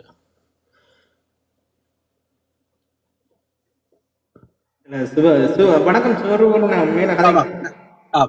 நான் சொல்ல வந்தேன், நான் இப்ப ஒட்டுமொத்த ஆக்களையுமே வந்து தவறாக குத்தி காட்டுறதுக்காண்டி நான் சொல்லல. இந்த தளத்துல கதைக்கப்பட்ட விஷயத்தை தான் சொன்னான். என்னடா இந்த தளத்துல வந்து கதை கேட்க நான் வடிவா உன்னிப்பா அவதானிச்சேன்னா, அந்த ஒரு சில பேர் கதை கேக்குள்ள வந்து நாங்கள் இப்ப கடந்த காலத்துக்கு முன்னாடியும் இதை கதைச்சிருக்கணும். எப்படின்னா, நாங்கள் இங்க பொருளாதாரத்துல வந்து ஸ்டேபிளா இருக்கணும், அங்க இருக்கிற மக்கள் பொருளாதாரத்துல ஸ்டேபிளா இல்லாத காரணத்தால அங்க இருக்கிற மக்கள் வந்து எங்கட விடுதலை சம்பந்தமாக இப்ப சிந்திக்கிற நிலைமையில இல்ல. அங்க பொருளாதாரத்தை யார் கொடுக்குறாங்களோ அந்த பக்கம் மக்கள் சாஞ்சிரும் என்ற ஒரு தொனிப்பொருளும். அடுத்தது, நாங்கள் இங்க பொருளாதாரத்துல உயர்ந்திருக்கிறபடியாத்தான் நாங்கள் இந்த விடுதலை தேசியம் என்று கொண்டிருக்கிறோம் என்ற ஒரு தொழிற்பொருளும் வந்து வைக்கப்பட்டிருந்தது. அப்ப நான் அதுக்காகத்தான் சொல்றேன். நாங்க கூடுதலா காய்ச்சினாங்க என்ன மாதிரி சொன்னா, எப்படி காய்ச்சினாங்க, இங்க டயஸ்போராக்கள் வந்து சொட்டியான பலமா இருக்கு, நல்ல பண பலத்தோட இருக்குது. அது வந்து இவங்கள் அந்த அரசாங்கங்கள் வந்து இதை பார்த்து பயப்படுறாங்க என்று சொல்லித்தான் நாங்கள் இதுல கூட காய்ச்சிருப்போம். சிவரூபன் சொல்றது சரி, வாராக்கள் இந்த கருத்துக்கள் அப்படி இருந்ததுதான். நானும் நான் பேரையா சொல்லுறேன். நிலாந்தன்னா வந்த கதை கேட்கல நெடுகாலமே இந்த வார்த்தை வந்து பாவிக்கிறார். நாங்கள் பொருளாதாரத்துல நல்லா இருக்கிறோம், நாங்கள் பொருளாதாரத்துல இப்போ கூட கதை கேட்க அந்த வார்த்தை சொல்லிதான் போட்டு போனவர். இங்க பொருளாதாரத்துல அவர் நல்லா இருக்கலாம், ஆனா இங்க எல்லாருமே நல்லா இல்லை. எல்லாருமே ஒன்றுக்கு 2 வேலை பாக்குறோம். 2 வேலை பார்த்து எங்கட தாயத்துல இருக்கிற சமூகத்தை வந்து கட்டிகளை போன பாக்குறாங்களும் இருக்கிறாங்க. இங்க கவர்மெண்ட் எங்களுக்கு, நாங்கள் அங்கே இருந்து வரைக்கும் கவர்மெண்ட் எங்களுக்கு பெரிய ஒரு வீடு தந்து கார் தந்து வேலையை தந்து விடையில. எல்லாரும் இங்க வேற செஞ்சுதான் நாங்களும் உழைச்சு கொண்டு இருக்கிறோம். சோ அதைத்தான் நான் சொல்ல வந்தேன். அந்த அப்படியே அந்த கருத்துக்களை எப்படியாவது எங்களுக்கு தொழில் ஒரு இது இருக்குது, தொழில் 2 வேலை செய்யறோம், 3 வேலை செய்யறோம், அப்படி செய்து கொண்டு போறோம் தான். அது அங்க நாட்டை எடுத்துக்கொண்டால் அப்படி இல்லை தானே இல்லைண்ணா. அப்ப அங்க இல்ல, அப்ப அங்கேயும் வந்து கஷ்டப்பட்டு முன்னுக்கு வரணும் நினைக்கிற மக்கள் இருக்கிறாங்க. 2 வரைக்கும் முயற்சி செய்து கொண்டிருக்காங்க. அப்ப நாங்கள் அங்க இருக்கிற மக்களுக்கு ஒரு பிம்பத்தை கட்டக்கூடாது. இப்போ அங்க இருக்கிற மக்கள், அந்த அங்க இருக்கிற இளைஞர்கள் வந்து இங்க வெளிநாட்டுக்கு வரணும் சொல்லி நினைக்கிறதுக்கு என்ன காரணம் சொல்லுங்க? அப்ப அங்க இந்த படிப்பில்லாத பிள்ளைகள் வந்து உழைக்காம நாங்கள் எப்படியாவது வெளிநாட்டுக்கு வரணும் காரணம் வந்து இங்க வந்து நாங்க செட்டில் ஆயிடலாம். ஏனென்றால் இங்கே இருந்து போராக்கள் இந்த செயற்பாடுகள் அங்க எப்படி இருக்கு, பிளஸ் நாங்கள் இங்க இருந்து கதைக்கிற வசனங்கள் அதுதான் அங்க இருக்கிற இளைஞர்களை இங்க இழுக்குது. இல்ல அது இங்க வந்து சாரி சிவருவன், அந்த இன்னொரு விஷயம் இருக்கு என்னன்னா, வடகிழக்குல இருக்கிற இளைஞர் யுவதிகள் வந்து இப்ப எங்களுக்கு தொழில் வாய்ப்புகள் என்று பாத்தீங்கன்னா, எங்களுக்கு தெற்குல தான் தொழில் வாய்ப்புகள் இருக்கு. வேற சிங்கள மாவட்டங்கள்ல தான் பெரும்பாலான ஃபேக்டரி அதெல்லாம் இருக்கு. ஆனா எங்களை இளைஞர் யுவதிகள் வந்து இன்னொரு மாவட்டத்துல போய் தங்கி நின்று வேலை செய்யற மனப்பாங்கள் சரியான குறைவு, பயம் இதுக்கு முதல் இருந்த பிரச்சனைகள் எல்லாம். ஆனா மலைய மக்களை பாத்தீங்கன்னா அவங்க இலங்கையில எங்க கூப்பிட்டாலும் அவங்க போய் தனியே தங்கி நின்று வேலை செய்யற வாய்ப்புகள் அவங்களுக்கு இருக்கு. அதே மாதிரி முஸ்லீம்களையும் பாத்தீங்கன்னு சொன்னா அவங்க தனித்தனியாக எந்த மாவட்டம், அது தமிழ் ஏரியாண்டாலும் சரி சிங்கள ஏரியாண்டாலும் அவங்க ஒரு தொழில் நிறுவனத்தை அவங்களே உருவாக்கி அவங்க போய் வேலை செய்வாங்க. ஆனா எங்களை இளைஞர் யுவதிகளுக்கு அந்த வாய்ப்பு இல்லை, மற்ற போக விருப்பமும் இல்லை, பேரண்ட்ஸ் அனுப்புறதும் இல்லை. அதால ஒன்று போனா வழிகால இல்லை ஊரோட இருப்போம்ன்ற நிலைமையில இருக்கு. இப்போ ஊர்ல எல்லாருக்கும் வேலை வாய்ப்பு இல்லை, அதையும் மனசுல வச்சுக்கொள்ளுங்க, அதையும் வச்சு கதைங்க. ஓகே, வணக்கம். வணக்கம் நாகரண்ணன், வாங்க. உங்களை தான் எதிர்பார்த்து நேற்று இன்றைக்கும் நான் இன்றைக்கு தான் அமைச்சரை ஏற்றி விட்டு நான் அதோட 2 நாளாக நடந்தது கிராமிய மனித சமூக பாதுகாப்பு மற்றும் மனித வலுவூட்டல் அமைச்சர் இருந்தவர் என்னோட. அப்ப அங்க நாங்கள் ஒரு கூட்டத்தை பேர் என்ன அமைச்சர் பேர் உப்பால் இல்லை எனக்கு ஓகே. எங்க இருந்து ஜெர்மனிலயோ? ஜெர்மனியில இருந்துட்டு என்னோட இருந்துட்டு இப்போ நம்ம ஃப்ளைட் ஏற்றிட்டு வந்த பிறகுதான் நாங்கள் காய்க்கிறோம் உங்களோட. என்னென்றால் அவையில் அந்த கூட்டத்தொடரில் கதைச்ச முக்கியமான பல விஷயங்கள்லாம் நீங்கள் பேசி கொண்டிருக்கிறதும் மனித வலுவூட்டல் என்கிற அடிப்படையில் வந்து, அதாவது நாங்கள் எங்களுடைய புலம்பெயர்ந்த சமூகத்துக்கு இப்படி ஒரு கரிசனை இருக்கும். ஆனால் தேசிய ரீதியான பேச்சுக்கள் வரும் பொழுது இந்த வகையான விஷயங்களை மறைக்கிற ஒழிக்கிற ஒரு மனோபாவம் இருக்குது. எங்களுடைய இளைஞர்கள் யுவதிகள் சம்பந்தமாக இருக்கக்கூடிய கரிசனையில் அவர்கள் தாயகத்தில் தங்கையில் நிற்கையில் பிற மாநிலங்களுக்குள்ள வேலை செய்கிறதுக்கு போகாத தன்னை மனப்பான்மை எல்லாம் உங்களுக்கு விளங்குது. ஆனால் அங்கே இருக்கக்கூடிய அபிவிருத்தி போர்வையில் எங்களுடைய இனப்பிரச்சனையை மூடி மறைக்கிறதாக இருக்கக்கூடிய எண்ணப்பாடை ஆழமாக சொல்லப்படுது. ஆகவே இது சமமாக இது நிறுவப்பட வேண்டிய ஒரு விஷயம். கேள்விகள் 1000 பெறும். அப்படி கதை கேட்க கேள்வி வந்தால் அது திசை திருப்பப்படும் என்றாகும். அவை நீங்கள் கதை கேட்க கேள்வி நாங்கள் கேள்வி கேட்டா போல நீங்க கதை நீங்க வந்து முழுக்க கேளுங்க. அது பிறகு கதை கேட்க நான் கேட்கிறோம். இப்ப அபிவிருத்தி என்று சொல்லி கொண்டு திரிகிறது வந்து இளங்குமரன், கபிலன் இப்படியான ஆக்கள்லாம் சொல்லி கொண்டு திரியினம். சரியா? மற்றது யார் இந்த ஜெர்மன்ல இருந்து ஒருத்தர் போயிருக்கிறார் வந்து நினைக்கிறேன். நீங்கள் உங்களோட முயற்சியால அவரை அனுப்பி வைக்கப்பட்டதோ தெரியல. இப்படி என்ற ஒரு சந்தேகம் இருக்குது. முதலமைச்சர் போன உடனே நான் முதலமைச்சர் ஆகணும், ஏன் இந்த சதிகள் எல்லாம் செய்கிறீங்கன்றதை தான் ஒரு கேள்வி. அதாவது 2வது கேள்வி ஆல்ரெடி உங்களுக்கு சொல்லியிருக்கேன். அந்த முகத்தை நான் இப்பதான் முத பாக்குறேன். எனக்கும் ஒரு ஆச்சரியம் தான். அது உங்களை வரவாத்தம், நீங்க இறக்கப்பட்ட ஆளா தான் இருக்கணும் மாறாருன்னு. சரி, நீங்க அதான் என்பிபி தான் உடக்கினம்ன்றதுதான் எங்கள்ட இது உங்களுடைய கற்பனைக்கு தீனி போடுறதுக்கு ஒரு கிடைச்சிருக்கிறார். ஆனால் பரவாயில்லை, அதை வச்சு செய்ய ஏற்படுத்துங்க. என்ன பிரச்சனைன்னு சொன்னால், அவர் வந்து முதிர்ச்சியான அரசியல் பார்வை இருக்குதா சமூக வலைக்கு தமிழே வருது. அப்படியானால் நாங்கள் எங்க யோசிக்க வேண்டியிருக்கிறேன்டா, எங்கட குமுகத்தில இருக்கிற அதாவது ஒரு இயலாமை தன்மையைத்தான் அது அவருடைய அந்த ஊடக சந்திப்பு வெளிப்படுத்தியிருக்கு. எங்களுடைய சமூகத்தில் இருக்கக்கூடிய இயலாத்தன்மை ஒன்று இருக்கிறத வெளிச்சம் போட்டு காட்டாதான் இந்த ஊடக. அவர் முதலே வந்தபடியா மக்கள் அலர்ட் ஆயிருவாங்க. இனி இப்ப அவர் இப்ப கடைசி நேரத்துல வந்திருந்தா தான் மக்கள் அத்தனை ஊடகம் கொண்டே மயக்க பிடிக்கிறாங்கன்னு சொன்னா, கடைசி நேரத்துல இந்த என்பிபியும் கடைசியா வந்து பேய் காட்டினது எங்கட மக்களை வடக்கு எல்லாம் சேர்ந்து பேய் காட்டினது வந்து கடைசி நேரம் இப்படியான வேட்பாளர்கள் ஆரண்டங்களுக்கே தெரியாது. என்ன சங்கரன், நானும் அவரை பார்த்ததுப்பா கோயில் எஸ்பி அவரை கொஞ்சம் பேச விட்டுட்டு கேள்வி அவர்கிட்ட கருத்தை சொல்லட்டும் கொஞ்சம். நான் இங்க அந்த அமைச்சருடைய பார்வையை கொஞ்சம் சொல்றேன். அந்த அமைச்சருக்கு கேட்கப்பட்ட கேள்விகளின் அடிப்படையை சொல்றேன். அது பிறகு நீங்க உங்களுடைய அபிப்பிராயங்களை சொல்லலாம். அமைச்சருடைய நோக்கம் ஜெனிவாக்கு வந்துட்டு திருப்பி போகிற வழியில வந்தவர். அவசரமான ஒரு சந்திப்பு ஃப்ராங்க்ஃபோர்ட்டில் அவர் இங்கேருந்து டிரான்ஸ்லேட்டனுடைய என்னட்ட அதை தொடர்பு தந்துச்சுன்னா அந்த ஏற்பாடுகளை நான் செய்திருந்தேன். நான் இந்த ஏற்பாட்டு குழுக்குள்ள வந்து பெரிசாக இருக்கிற ஜேவிபியினுடைய அமைப்பாளரும் நானும் மட்டும்தான் இதில் ஈடுபட்டிருந்தாங்க. வேகமாக இந்த கூட்டத்தை நடத்தி முடிச்சோம். இதில் முன்னே நாள் இருக்கக்கூடிய SLP-யினுடையதாக இருந்த முன்னைய ஹொனரல் கான்சுலேட்டர், சிங்கள பிரதிநிதிகள், முஸ்லீம் பிரதிநிதிகள், தமிழ் பிரதிநிதிகளாக இருந்த பல்வேறு அந்த காலகட்டத்திலேயும் அரசியல் சம்பந்தமாக இருந்தாக்க கொஞ்சம் பேரை எனக்கு அவசரத்தில் என்னென்று தெரியுங்களோ அவை எலெக்ஷன் சில ஆக்களுக்கு வலைத்தளத்தில் மேலோட்டமாக நான் அதை யாரும் பெருசாக பொருட்படுத்தது. இதன் அடிப்படையில் அவருடைய அந்த கூட்டத்தொடருடைய மையமாக இருந்தது இலங்கை இருக்கக்கூடிய அரசியல் சூழ்நிலை இதர விஷயங்களுக்கு இருக்கிற சமகாலத்தினுடைய பிரச்சனை சார்ந்த ஒரு விளக்கத்தை தந்திருந்தவர். அந்த சமகால பிரச்சனை என்றது அவையில் இன்னைக்கினம் இதனுடைய ஆழம் தெரியாமல் காலவிட்ட கணக்கில் ஒரு அபிப்பிராயம் சொல்லப்பட்டது. என்னென்றால் இது இப்படித்தான் இருக்கும் என்றால் அது ஒரு பெரும் வலைப்பின்னலாக இருக்குது. இந்த வலைப்பின்னலை எந்த வகையில் இதை தீர்த்து கொள்றதுன்றது நாளொரு வண்ணம் பொழுது வண்ணமான சவால் இருக்குது. இதில் மக்களுடைய உதவிகளையும் அவர் பலமாக இருக்க வேண்டிய கட்டாயத்தில் மக்கள் பிரச்சனையை தீர்க்கணும். அந்த மக்களுக்குள்ள இருக்கக்கூடிய இந்த வகையான ஆக்கள் உலகாலம் செய்த கேடுக்கு ஒரு முற்றுப்புள்ளி வைக்கணும் என்றால் இதில் அரசு தனியாக செயற்பட இல்லாத என்ற ஒரு அடிப்படையில் ஒரு விண்ணப்பமாக செய்திருந்தார். மற்றது எங்களுடைய அபிவிருத்தி பற்றி பேசுபொருள் இருந்தது. கிட்டத்தட்ட 4வது இடத்திலே அபிவிருத்தி சார்ந்திருக்கக்கூடிய வளர்ச்சி போக்கு ஏற்கனவே வலைதளங்கள் வந்தது. அது பற்றிய கரிசனை சொல்லியிருந்தார்.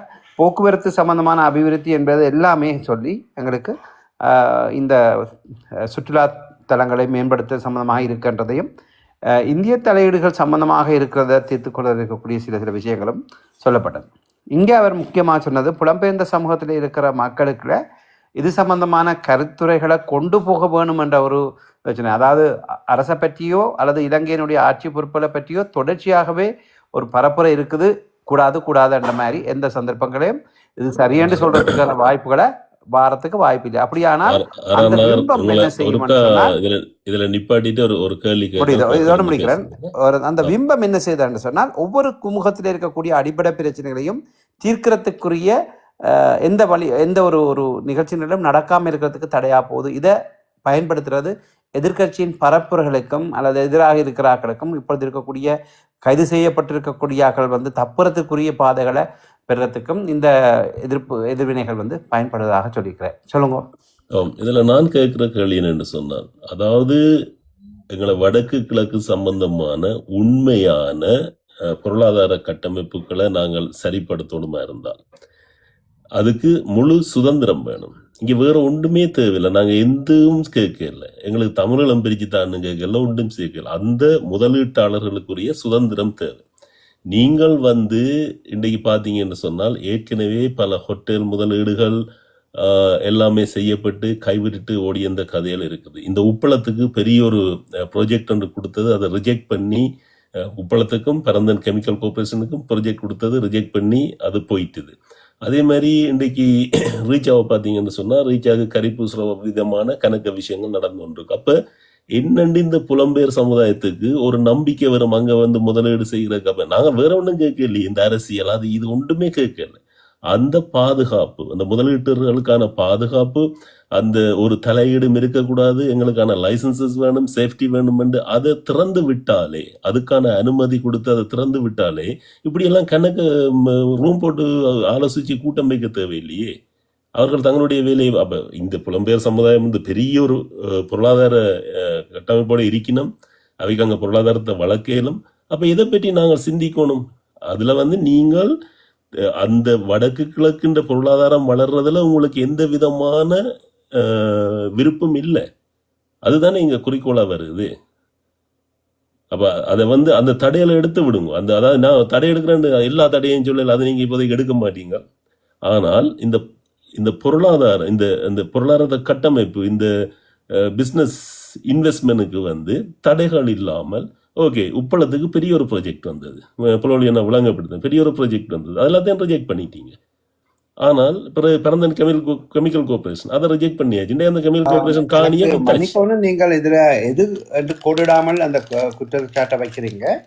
என்ன பிரச்சனை நடந்ததுன்னா, நான் இந்த பரந்தன் கெமிக்கலுடைய உப்பளத்துக்கு நேரடியாக போனேன். ரஜ உப்பு என்ற பேர் இருக்கிறத மாற்ற செய்ய வேணுமென்றது கோரிக்கை சொல்லப்பட்டு ஆனர உப்புன்றது வர வேணுமென்ற அந்த பதிவு. ஏற்கனவே இந்த திட்டங்களை இந்த ரஜ உப்பு என்றாலே அரச உப்பு தான். ஆனால் அதை ரஜ உப்பு என்ற வகையிலே தமிழிலே மொழிபெயர்க்கப்பட்ட தமிழ் மொழியில அப்படியே எழுதப்பட்டதும் அது ஒரு பேர் மாற்றங்கள் எல்லாம் இப்ப எங்களை நாடு பிச்சை எடுக்கிற நிலைமையில இருக்குது.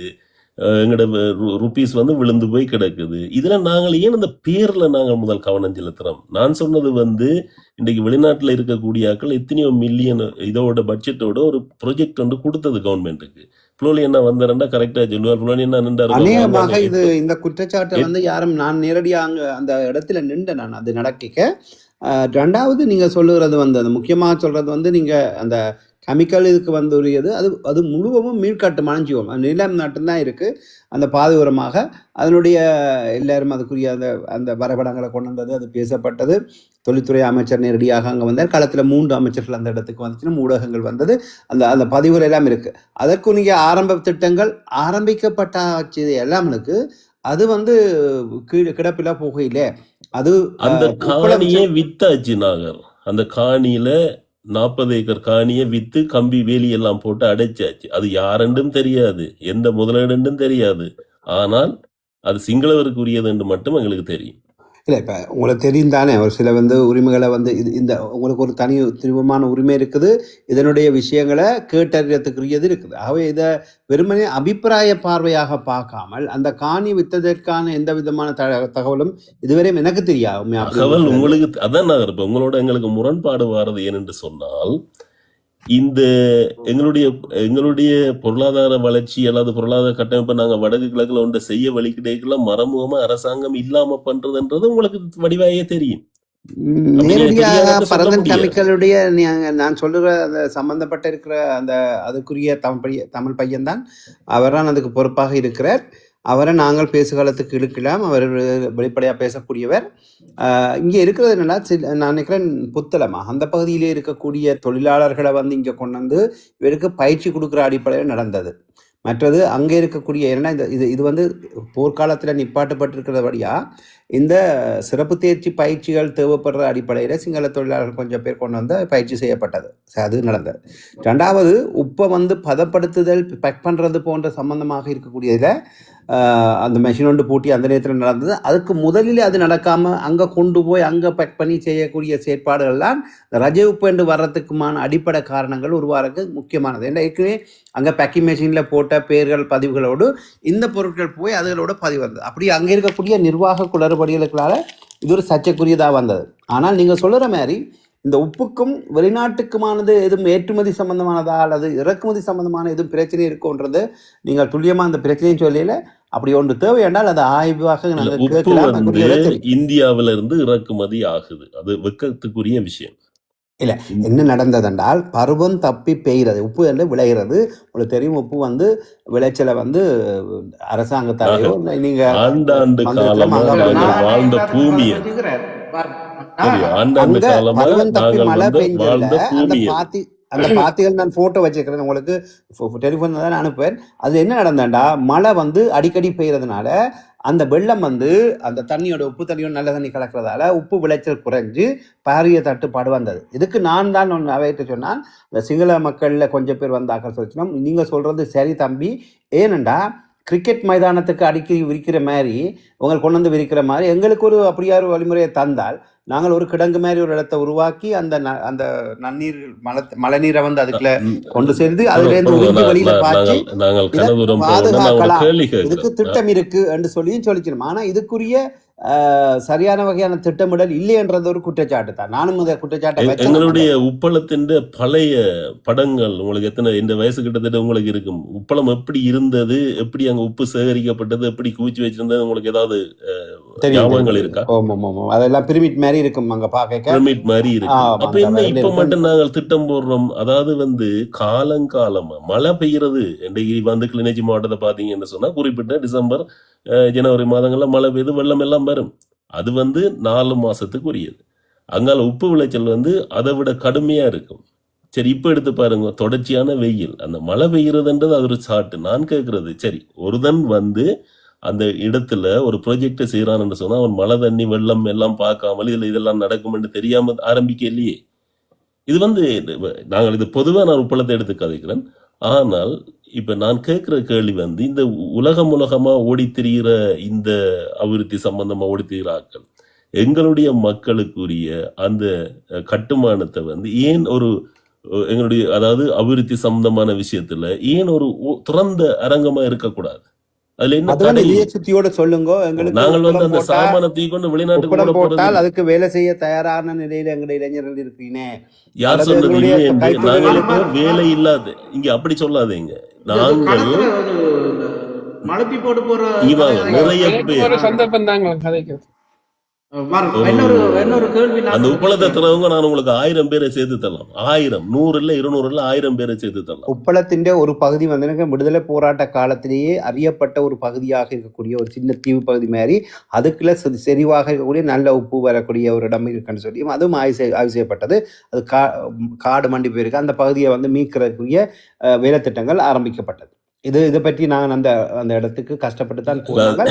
அது வந்து இருக்கிற காலத்தில அங்க வந்து ஏராளமாக உப்பு இப்ப எடுக்கிற உப்பு இருக்கிறதுல போதுமான விளைச்சல் காணாது, தரமற்றதாக தவறான கருத்து. இப்ப இருக்கிற உப்பளம் உங்களுக்கு நேர கண்ணுக்கு பார்க்கல ஒன்றும் தெரியாது. ஆனால் அதன் பின்பக்கமா 40 ஏக்கர் என்று சொல்லி கொண்டு பல 100 ஏக்கரை பிடிச்சு ஒரு பழைய நேவி கேப்டன் அந்த காணியை வேண்டி அங்க பின்பக்கமா உப்பளம் எல்லாம் தயாரிக்கிறதுக்கு எல்லாம் செயல்பாடுகள் நடந்து ரோட்டெல்லாம் போட்டு எல்லாம் நடந்து கொண்டு இருக்கு. இது பற்றி உங்களுக்கு ஏதாவது தெரியுமா?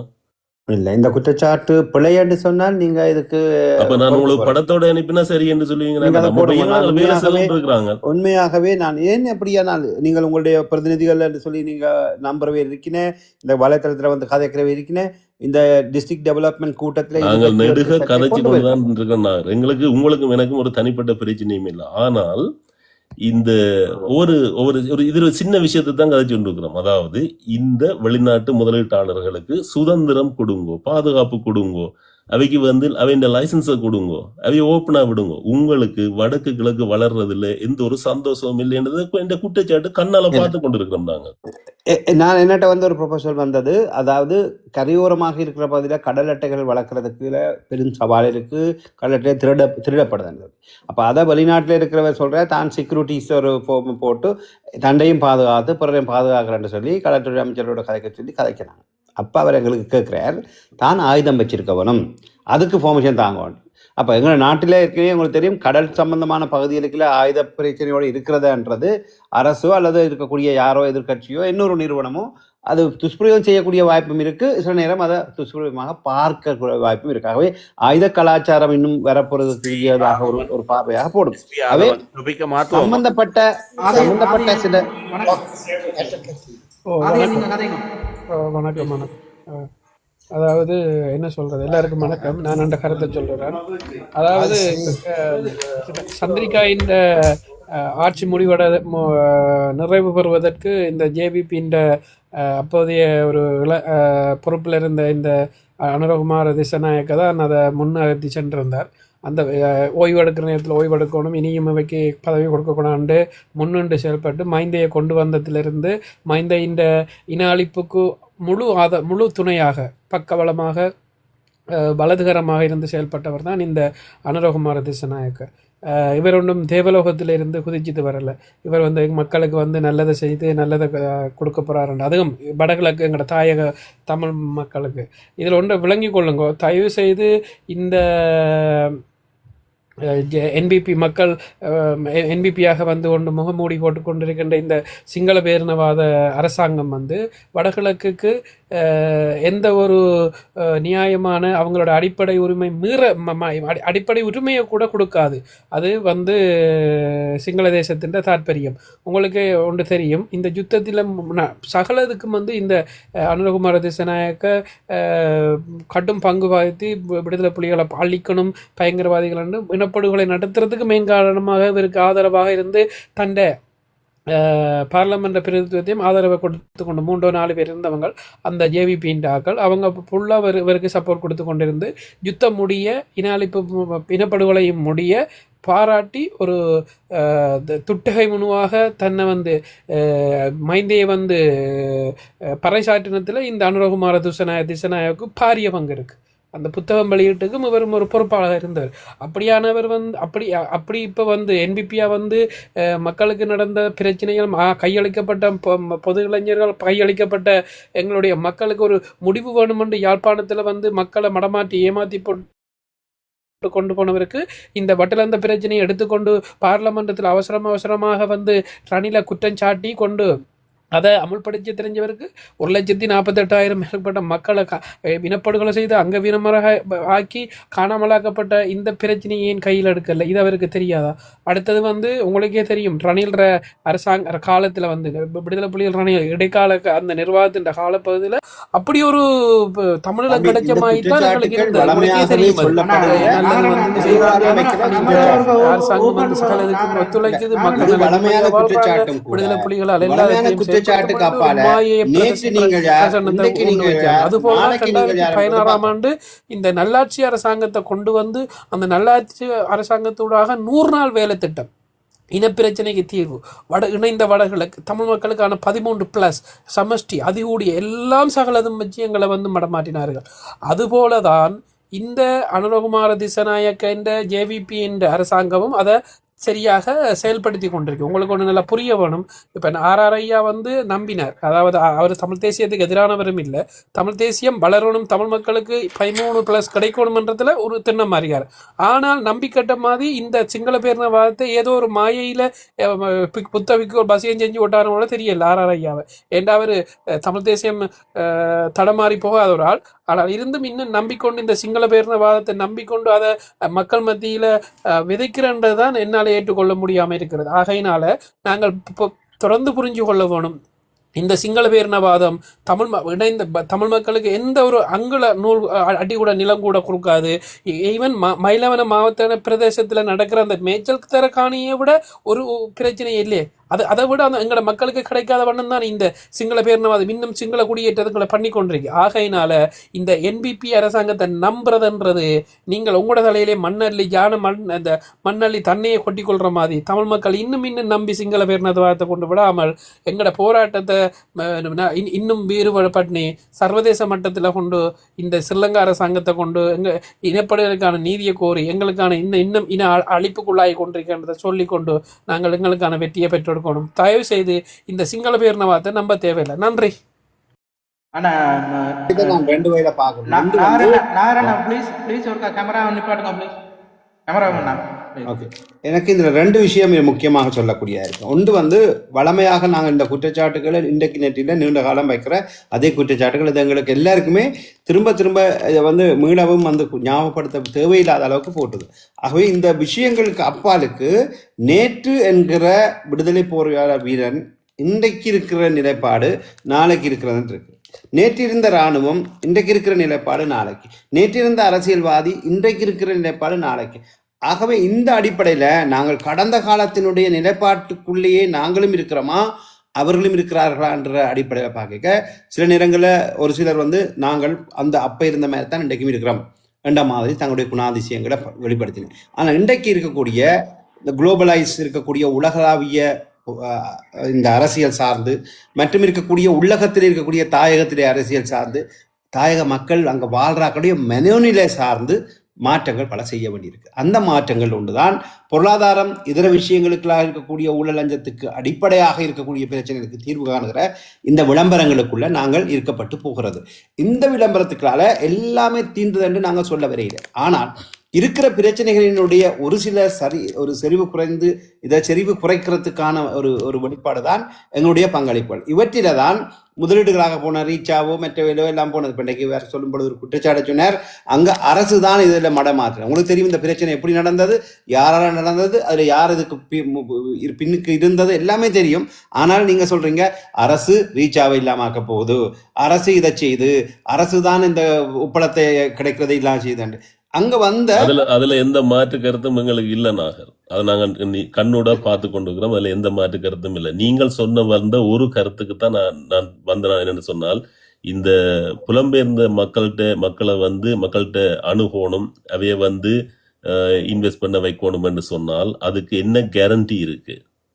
என்ன கேரண்டி? கேள்வி என்ன டைம் இருந்த கேள்வி. அதாவது பிடிஏ இருக்கும் பொழுது அல்லது பிஎஸ்டி ஆக அது மாறும் பொழுது இது எதிர்காலத்தில் இந்த நிகழ்காலத்து அரசு போல ஓரளவுக்கு நம்பக்கூடியது, எதிர்காலத்துல நம்பிக்கையற்ற ஒரு அரசு வந்தது என்றால் இது எங்களுக்கு எதிராக பாயும் என்ற இப்ப இருக்கிற அரசியை உங்களுக்கும் எனக்கும் பொதுவானது. அதுல நான் மற்ற அரசை பற்றி கதைக்கல. இப்ப இருக்கிற அரசியை நாங்கள் நம்பல. ஏன்னு சொன்னால் எங்களுடைய தேசத்துல வரக்கூடிய அபிவிருத்திகள் திட்டமிட்டு தடைப்படுகிறது என்றது என்னுடைய குற்றச்சாட்டு. இதுதான் உண்மை, இதுதான் நடந்து கொண்டிருக்குது.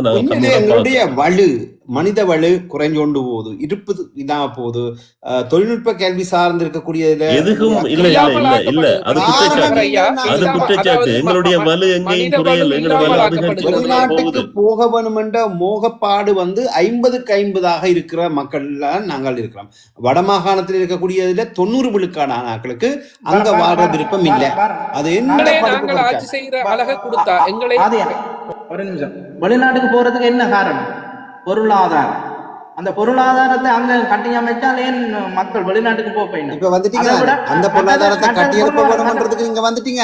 வெயிட் என்னட்டு சொன்னா, நீங்க சொன்னீங்க நேற்று ஒரு நிலை, இன்றைக்கு ஒரு நிலை, நாளைக்கு ஒரு நிலை. அப்ப நேற்று நீங்கள்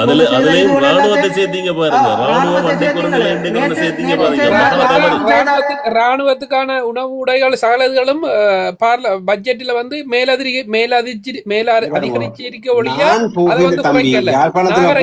நாகரையா ராணுவம் வந்து நீங்கள் ஒன்றை மட்டும் நாங்கள் உங்கள்கிட்ட நான் சொல்றேன். நீங்கள் ஒரு நல்ல தேசியவாதி, ஆனா நம்பிக்கட்ட மாதிரி மாயையில விழுந்திருக்கீங்க. தயவு செய்து மீண்டும் புரிஞ்சு கொள்ளுங்க. உங்களோட லொபிய, உங்களோட டிப்ளோமசிய சர்வதேசம் சார்ந்து செய்யுங்கள். அதுதான் நீங்க தமிழ் தேசியத்துக்கு நீங்க செய்யறது ஒரு பெரிய உங்களோட வேலை திட்டமா இருக்கு. மீண்டும் மீண்டும் இந்த சிங்கள பேரினவாதத்துக்கு நம்பி நீங்க செய்யறது தமிழ் தேசியத்துக்கு செய்யற துரோகமா இருக்கு. அது நீங்க தெரிஞ்சு செய்யறீங்களோ தெரியாம செய்யறமா இல்ல, நீங்கள் தேசியத்துல பற்றுக்கொண்ட நீங்க தமிழ் தேசியம் சார்ந்து மக்கள் மீது நடக்கிற நீங்க இப்படியான சிங்கள பேரினவாதத்தின் நரித்தந்திரத்தை கொண்டு மக்கள் மீது விதைக்காதீங்க. உங்களே மாதிரி என்னுடைய அரசியல் பயணமோ அரசியல் செயற்பாடுகளோ பொருளாதார ரீதியாகவோ உளவியல் ரீதியாகவோ கல்வி ரீதியாகவோ இருக்கிறது வடக்கு கிழக்கு சார்ந்தது இருக்கு அல்லவா. ஆனா இத வடக்குல இருந்து பறிச்சு கொண்ட தெற்கு கொடுக்கிற விஷயம் இல்லை இது நடக்கிறது இல்லையா.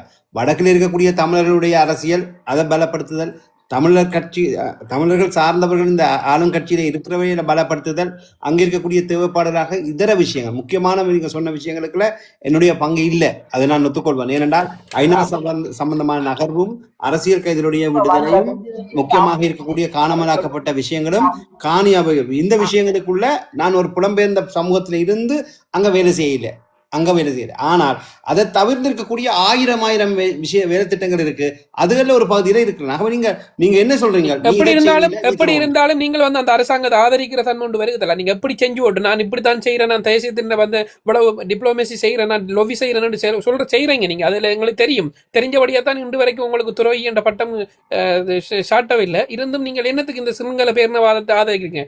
நீங்க வேலை செய்யணும் எப்படி ஒரு விதத்துல நீங்க மக்களுக்கு உங்களோட வேலையை ஆக்கலாம். நீங்க ஸ்ரீலங்கா அரசாங்கத்திட்ட போய் அதை நல்ல அரசாங்கம் என்று காண்பிச்சு தானே அந்த வேலை திட்டங்களை செய்யணும். எப்படியே செய்யலாம். உங்களோட மைண்டுக்கு உங்களோட மார்க்கெட்டிங் அந்த விரிவாக்கம் தூரநோக்கு சிந்தனைக்கு எப்படி எங்களோட மக்களுக்கு சேவை பண்ணிட்டு போகலாம். இப்ப நான் அங்கதான் போய் அரசாங்கத்தோட இணைஞ்சி அரசாங்கத்தோட இந்த இன்னும் பண்ணி கொண்டிருக்கிற இனப்படுகொலைக்கு நீங்க ஆதரவா நின்று செயல்படுறீங்கன்றா அது பெரிய எங்களோட மாவீரர்களுக்கும் இறந்த அந்த 1,48,000 மக்களுக்கு நீங்க செய்யற துரோகமா தான் நாங்க பார்க்க முடியும் ஐயா.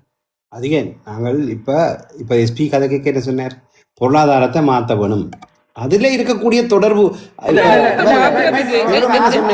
பொருளாதாரத்துக்கு தடைகளை எடுங்க. ஆகவே இவை அண்ணா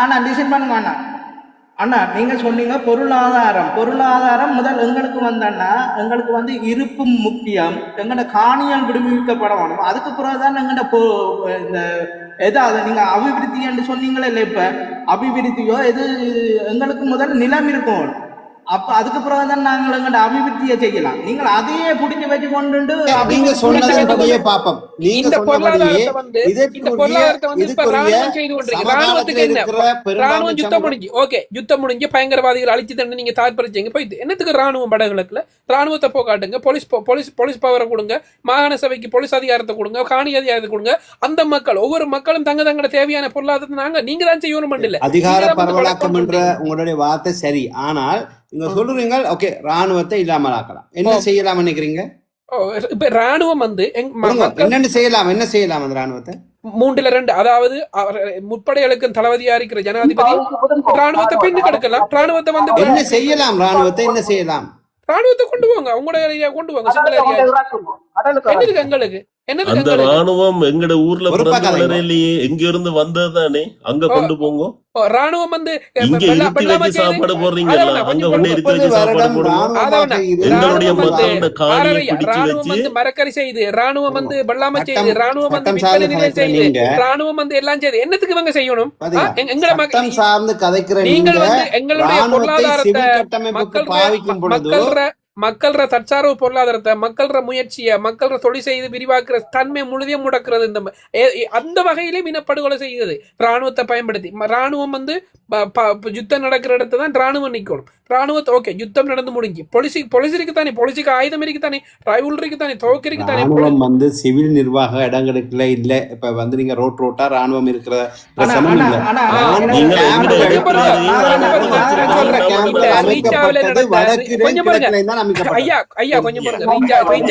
உணவு திருவிழாவில போலீஸை விட ராணுவ பிரசன்னம் தான் கூட இருந்தது. தெரியுமா உங்களுக்கு ஐயா? ஒரு விஷயத்த கவனத்துக்கு கேளுங்க. 30 வருடத்துக்கு மேல இருந்த ராணுவ நிர்வாகிகள் ஒரு அரச தொழில் அவங்க சட்ட ரீதியாக ஒரு தொழிலாளர்கள். அந்த தொழிலாளர்களை அப்ப அரசு தொழிலாளர்னா அப்ப செய்தது இனப்படுகொலை செய்தது இனப்படுகொலை, அப்ப ராணுவம் செய்தது இனப்படுகொலை, அப்ப அரசு தொழிலாளர் உணர்ச்சி வேகத்துல இதை பார்க்கலாது. உணர்ச்சி வேகத்துல மட்டும் பார்க்காம உணர்ச்சி வேகப்படல. நீங்க ஒரு போக்குல நீங்கள் வந்து இப்ப அவருடைய பேச்சாளர் சிறந்த பேச்சாளர் உங்களை தர்க்கம் செய்து வெள்ளையலா ஒரு தொழிலாளர் கூட்டம், அந்த தொழிலாளர்களுக்கு அவர்களுக்குரிய அந்த ராணுவத்தினுடைய அமைவிடங்கள் மாற்றி அமைக்கிற சக்தி ராணுவ இனப்படுகொலையாளிகள். அந்த ராணுவம் எங்கட தேசத்துல பிறந்து வளர்ந்ததா? அந்த ராணுவத்துக்கெல்லாம் வீடு இருக்குல்ல, நீங்க இங்க இருத்தி வச்சு சாப்பாடு போடுறீங்களா? எதுக்கு? நீங்க சம்பளத்தை வீட்டுல நீங்க போட்டு சம்பளம் கொடுக்கலாம் தானே? இருத்தி வச்சு சாப்பாடு போடுற நீங்க சம்பளத்தை கொடுக்கலாம் தானே? பாருங்க அவசரம் ஒரு கொஞ்சமாவது யோசிக்காம சொல்லாங்க. விடுதலை போராளிகள் இருந்தாக்களையும் இந்த பாராதி குழுக்கள் உள்வாங்கினது. ராணுவம் இந்த இது முடிஞ்சால் அவர்கள் வந்து ஆயுத குழுக்களோடு சேருகிறதை தவிர அவர்களுக்கு வேற தொழில் தெரியாது. ஆகவே அப்படியானவர்களை வந்து சிவில் கட்டமைப்புல சேர்க்கிறது. ஐயா நல்ல வடிவா சொல்றேன் தான் கேளுங்க. ராணுவத்தை வச்சு இங்க சம்பளமும் கொடுத்து இந்த ஊர்ல சாப்பாடு போடுற நீங்கள் அதை வீட்டை அனுப்பி போட்டு சம்பளத்தை கொடுத்தோண்டு இருக்கலாம் தானே? என்னத்தை வச்சு மூடி மறைக்கிறீங்க? என்னத்தை வச்சு பூசி மறைக்கிறீங்க? அவர் போயிட்டாரு, இவ்வளவு நேரம் ஏன் வச்சு காய்ச்சி கொண்டு வந்தீங்க? முதல்ல இல்ல அவருக்கு பதில் அவர் வந்து தர்க்கம் செய்து வெள்ளையில நாங்கள் ஒவ்வொன்றுக்கும் பதில் சொல்லி கொண்டே இருப்பாரு. அவரை என்பிபியை நம்பி கடைசியா சம்பந்தம் சொன்ன கதை தான். அதாவது நாங்க நம்பி கட்ட மாதிரி அவரும் சொல்லுவார். என்பிபியை நம்பி இல்ல அதிகாயன், எம்பிபிக்கு இவர்கள் தலைவலியான ஆக்களாலதான் இன்றைக்கு எங்களுடைய இனத்துக்கான பிரச்சனையை உருவாகுது. அதாவது இப்ப வெளிநாட்டுல இப்ப அவர் வந்து ஓதி போட்டு போயிருக்கா, வெளிநாட்டுல உள்ள ஆக்களை சேருங்கன்னு சொல்லி நீங்க என்ன பாதுகாப்பு கொடுக்குறீங்க? என்ன சட்டம் உங்கள்ட்ட இருக்கு எங்களை பாதுகாக்கிறதுக்கு? எங்களோட முதலீட்டுக்கு என்ன பாதுகாப்பு இருக்கு? சரி, வார எல்லாத்தையும் நீங்க வடக்கு கிழக்குல விடுறீங்களா? அவர் இறக்கி விட்டதை ஏன் இறக்கி விட்ட நீங்க சொல்லி கேவலங்கிட்ட அனுப்பின பால்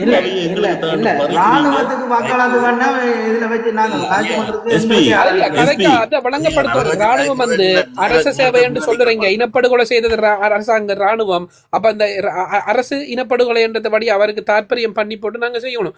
ராணுவம் அதாவது யுத்தம் முடிஞ்சு விடுதலை புலிகள் இருந்தான்னு சொன்னீங்க, பயங்கரவாதிகள் என்று சொன்னாங்க. எங்களோட தேசிய விடுதலை புலிகளை நீங்க வந்து அழிச்சிட்டீங்க. ஓகே, திருப்பி என்னதுக்கு ராணுவம்? ஓகே, மக்கள் மயமாக்கப்படணும்.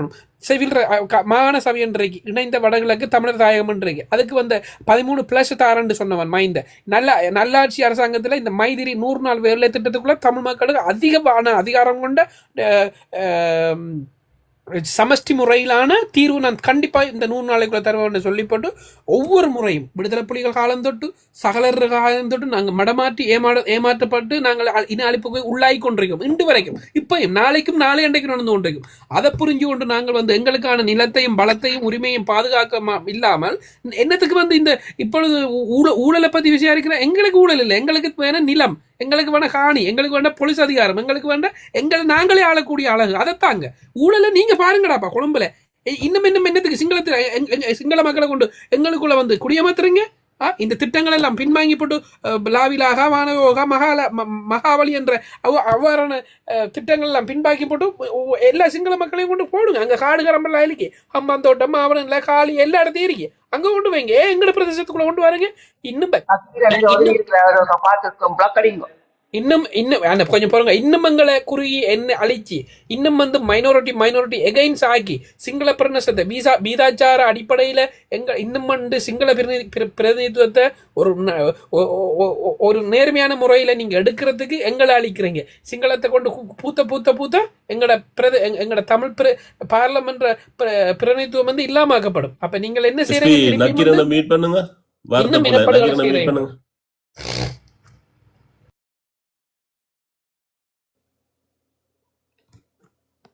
நீங்க கதைங்க அதிகான்.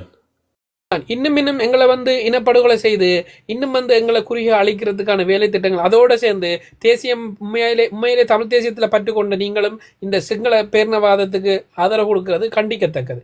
இவ்வளவு ஞானம் தெரிஞ்சு அறிவு தெரிஞ்சு இந்த சிங்களத்தின் ஏமாத்து சுத்து பார்த்து விளையாட்டெல்லாம் தெரிஞ்சு நீங்கள் இன்னும் வந்து நீங்கள் இந்த சிங்களத்தை வந்து தூக்கி பிடிக்கிறன்றது எங்களால் ஏற்றுக்கொள்ள முடியாது. எங்களோட ஒரு அறிவினமே இதை மீண்டும் செய்கிற இந்த லக்ஷ்மண் கதிராமம் ஜெயராஜ் பெர்னாண்டோ புள்ளி செஞ்ச வேலையை தான் இப்போ நீங்கள் பார்க்கக்கூடியதாக இருக்கிறது. இப்படி இந்த சிங்கள அரசாங்கத்தை கொண்டு இன்னும் மேலோட்டி நடக்கிறது.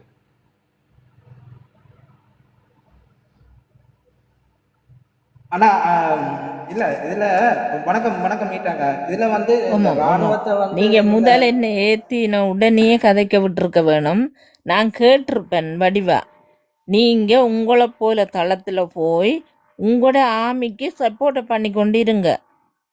எங்களுக்கு வந்து இவ்வளவு வலியலோட கதைக்கிற தளத்துக்கும் உங்களுக்கு கருத்து சொல்ல இயலாது. ஏனென்றா நீங்கள் அப்படியே முழுகிட்டீங்க. அவங்க செய்கிற கொடுமைகளுக்கு கை கொடுக்கறது தான் உங்களோட விருப்பம். நீங்கள் ஒரு தமிழன் என்னன்னு தான் உங்களுடைய அம்மா உங்களுக்கு பால் தந்து வளர்த்தாவோ ஆண்டவனுக்கு தான் தெரியும். அலைங்க குப்பை இந்த போட்டு போட்டு மூடுறாளவையே அந்த ஒரு பிள்ளை தான் நீங்கள். எங்கேயோ கொண்டு போட்டதை கொண்டு அக்கா அக்கா வந்து அக்கா அக்கா இல்ல இல்ல இல்ல இல்லை ஒரு கொஞ்சமாவது ஐயா யோசிக்க வேணும். இவ்வளவு வலியலோட நிற்கிறான். ஒரு நாள் ஒரு கொஞ்சமாவது யோசிக்கிறதுக்கு உங்களுக்கு வரையில்லையண்டா இனி என்னென்று விளங்கப்படுத்துறது? எங்களுக்கும் தெரிஞ்ச பாஷையெல்லாம் விளங்கப்படுத்தலாம்.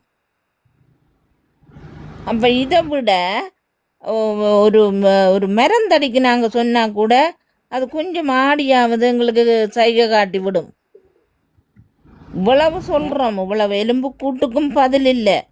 இவ்வளவு கொடுமை செய்கிறது எல்லாத்தையும் ஆமிய அங்கே தான் பெரிய பெரிய போத வஸ்துகளை கடத்துறவன் எல்லாரையும் கொண்டு வந்து ஜெயிலுக்கு போட்டுட்டு அங்கே தான் அடிபட விடுறீங்க. அங்கே தான் காவலுக்கு ஆக்கள் வேணும். இங்கே கொண்டாந்து தோட்டம் செய்கிறது சம்பளம் கொடுக்குறீங்க. ஏன் அவங்கள ஒரு உங்களோட பக்கமளியே இருக்கிற தோட்டத்தை செய்து போட்டு அவங்க வாழ்வாங்களே. ஏன் எங்களோட பக்கத்தில் இந்த தோட்டம் செய்ய ஆக்களை அனுப்புகிறீங்க? ஏன் நாங்கள் தோட்டம் செய்யாத ஆக்களோ? எங்களோட காணியை நாங்கள் காசு கொடுத்து வேண்டினது நீங்கள் ஆள் அனுப்பி தோட்டம் செய்கிறதுக்கோ? அடே ஒரு தோட்டம் செய் மனச்சாட்சி ஈட்டாக்கா இருக்கணும். அதுதான் அந்த தோட்டம் செய்யற என்பது வந்து இதுவும் ஒரு எங்களுடைய இல்லையே பொருளாதாரத்தை அடிச்சு எங்களை அழிப்புக்கு தான். அழிக்க வேணுமென்று சொல்லி நீங்கள் பல பக்கத்தாலேயும் அநியாயமான முறையில் நடக்க நாங்கள் எத்தனை தரம் ஊர்வலம் வைக்கிறோம், ஆர்ப்பாட்டம் வைக்கிறோம், எத்தனை இடங்களில் நாங்கள் கத்துறோம், வெளிநாடெல்லாம் கிடந்து அழுகிறோம். எந்த இடத்துலடாப்பா எங்களோட நீதி திறக்குது? ஆ உங்களை போல ஒரு 10 பேர் ஒரு என்ன பல்கலைக்கழகத்தில் இதில் இதை உடைச்சி போட்டாங்களான்ட்டு பிள்ளைகள் சாப்பிடாம கிடக்க டக்கில் சொல்லுது அது இந்த கேள்வி இல்லாமல் கட்டினதோ அரசாங்கத்துக்கு அறிவிக்காம கட்டினது. அப்படியான ஆக்கள்கிட்ட போங்க உங்களோட கதைகளை சொல்லிக்கொண்டு. ஏனெண்டா அதுகளுக்கு தான் நீதி என்றா என்ன? எங்களை நாங்கள் பிறந்த மண்ணுக்கு கிடந்து தவிக்கிறது அதுகளுக்கு தெரியுதில்லை. நாங்கள் எங்கே போகிறது? எங்களோட நாட்டில் நாங்கள் பிறந்துட்டு நாங்கள் போய் எந்த நாட்டில் கேட்குறது? நான் பிறந்துட்டேன் எனக்கு ஒரு ஆதரவை தாண்டு கேட்குறது எந்த அரசாங்கத்தை கேட்குறது? இவ்வளவு தூரம் கொடுமை செய்ய செய்ய செய்ய விளங்கப்படுத்தப்படுத்த பேந்திந்த தளத்தில் ஏறுனண்டு என்ன சொல்ல வாரீங்க? அது இதுக்கு அப்பாலேக்கா நான் ஒரு விஷயம் தான் என்பிபி தான் இதைத்தான் செய்யறன்னு சொல்லி போட்டு செய்யறது சிலர். ஆனால் தேசியம் என்ற பொருளை தேசியத்தையே பேசிக்கொண்டு உங்களுக்கு வேற வேலை இல்லையோன்னு கேட்கிறார்கள் பலர். இன்றைக்கு தளங்கள்ல பாத்தீங்கன்னா எங்களுக்கு அதான் நடந்துட்டு இருக்கு. அப்ப இந்த நேர்மையை நான் இது நேர்மையான ஆளுன்னு நான் சொல்லுவேன். ஏன்னா தேசியத்தன்பால் நின்று கொண்டு அதாவது வாயில தமிழ் தேசியத்தையும் மனசுக்குள்ள சிங்கள தேசியத்தையும் வச்சு கொண்டு பேசி கொண்டு ஆக்கள் பார்க்க இது பரவாயில்ல. நேரம் நின்று பேச்சு பண்ணி கொண்டு போற மனசு. வணக்கம் ஜெஸ்டினா. வணக்கம் நினைக்கிறீங்க? வணக்கம் எஸ்பி, வணக்கம் கீதா, வணக்கம் எல்லோருக்கும். அங்கே அதிகாயன் வணக்கம், எல்லோருக்கும் வணக்கம். எஸ்பி உங்களுக்கு அந்த நேற்று நான் நினைக்கிறேன் நேற்று முந்தின நாள் இந்த காணாமல் ஆக்கப்பட்ட தாய்மாற்ற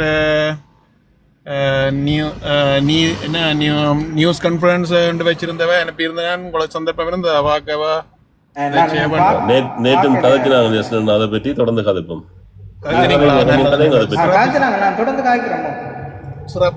சிறப்பு. அதாவது அம்மா கீதாம்மா, அதாவது எங்கள் வலிந்து காணாமல் ஆக்கப்பட்டோ எமது பிள்ளைகளின் தாய்மார்கள், அதாவது ஆகஸ்ட் 30 ஐநாவால கொடுக்கப்பட்ட காணாமல் ஆக்கப்பட்ட தினம் என்ற தினத்தை ஐநா தீர்மானிச்சிருக்கு. ஒவ்வொரு ஆகஸ்ட் 30 வந்து காணாமல் ஆக்கப்பட்டோர் தினம் என்ற தினத்தில் அங்கு காணாமல் ஆக்கப்பட்ட தாய்மார்கள் ஒரு சர்வதேச மகாநாடு ஒன்றை ஏற்படுத்தி இருக்கிறார்கள்.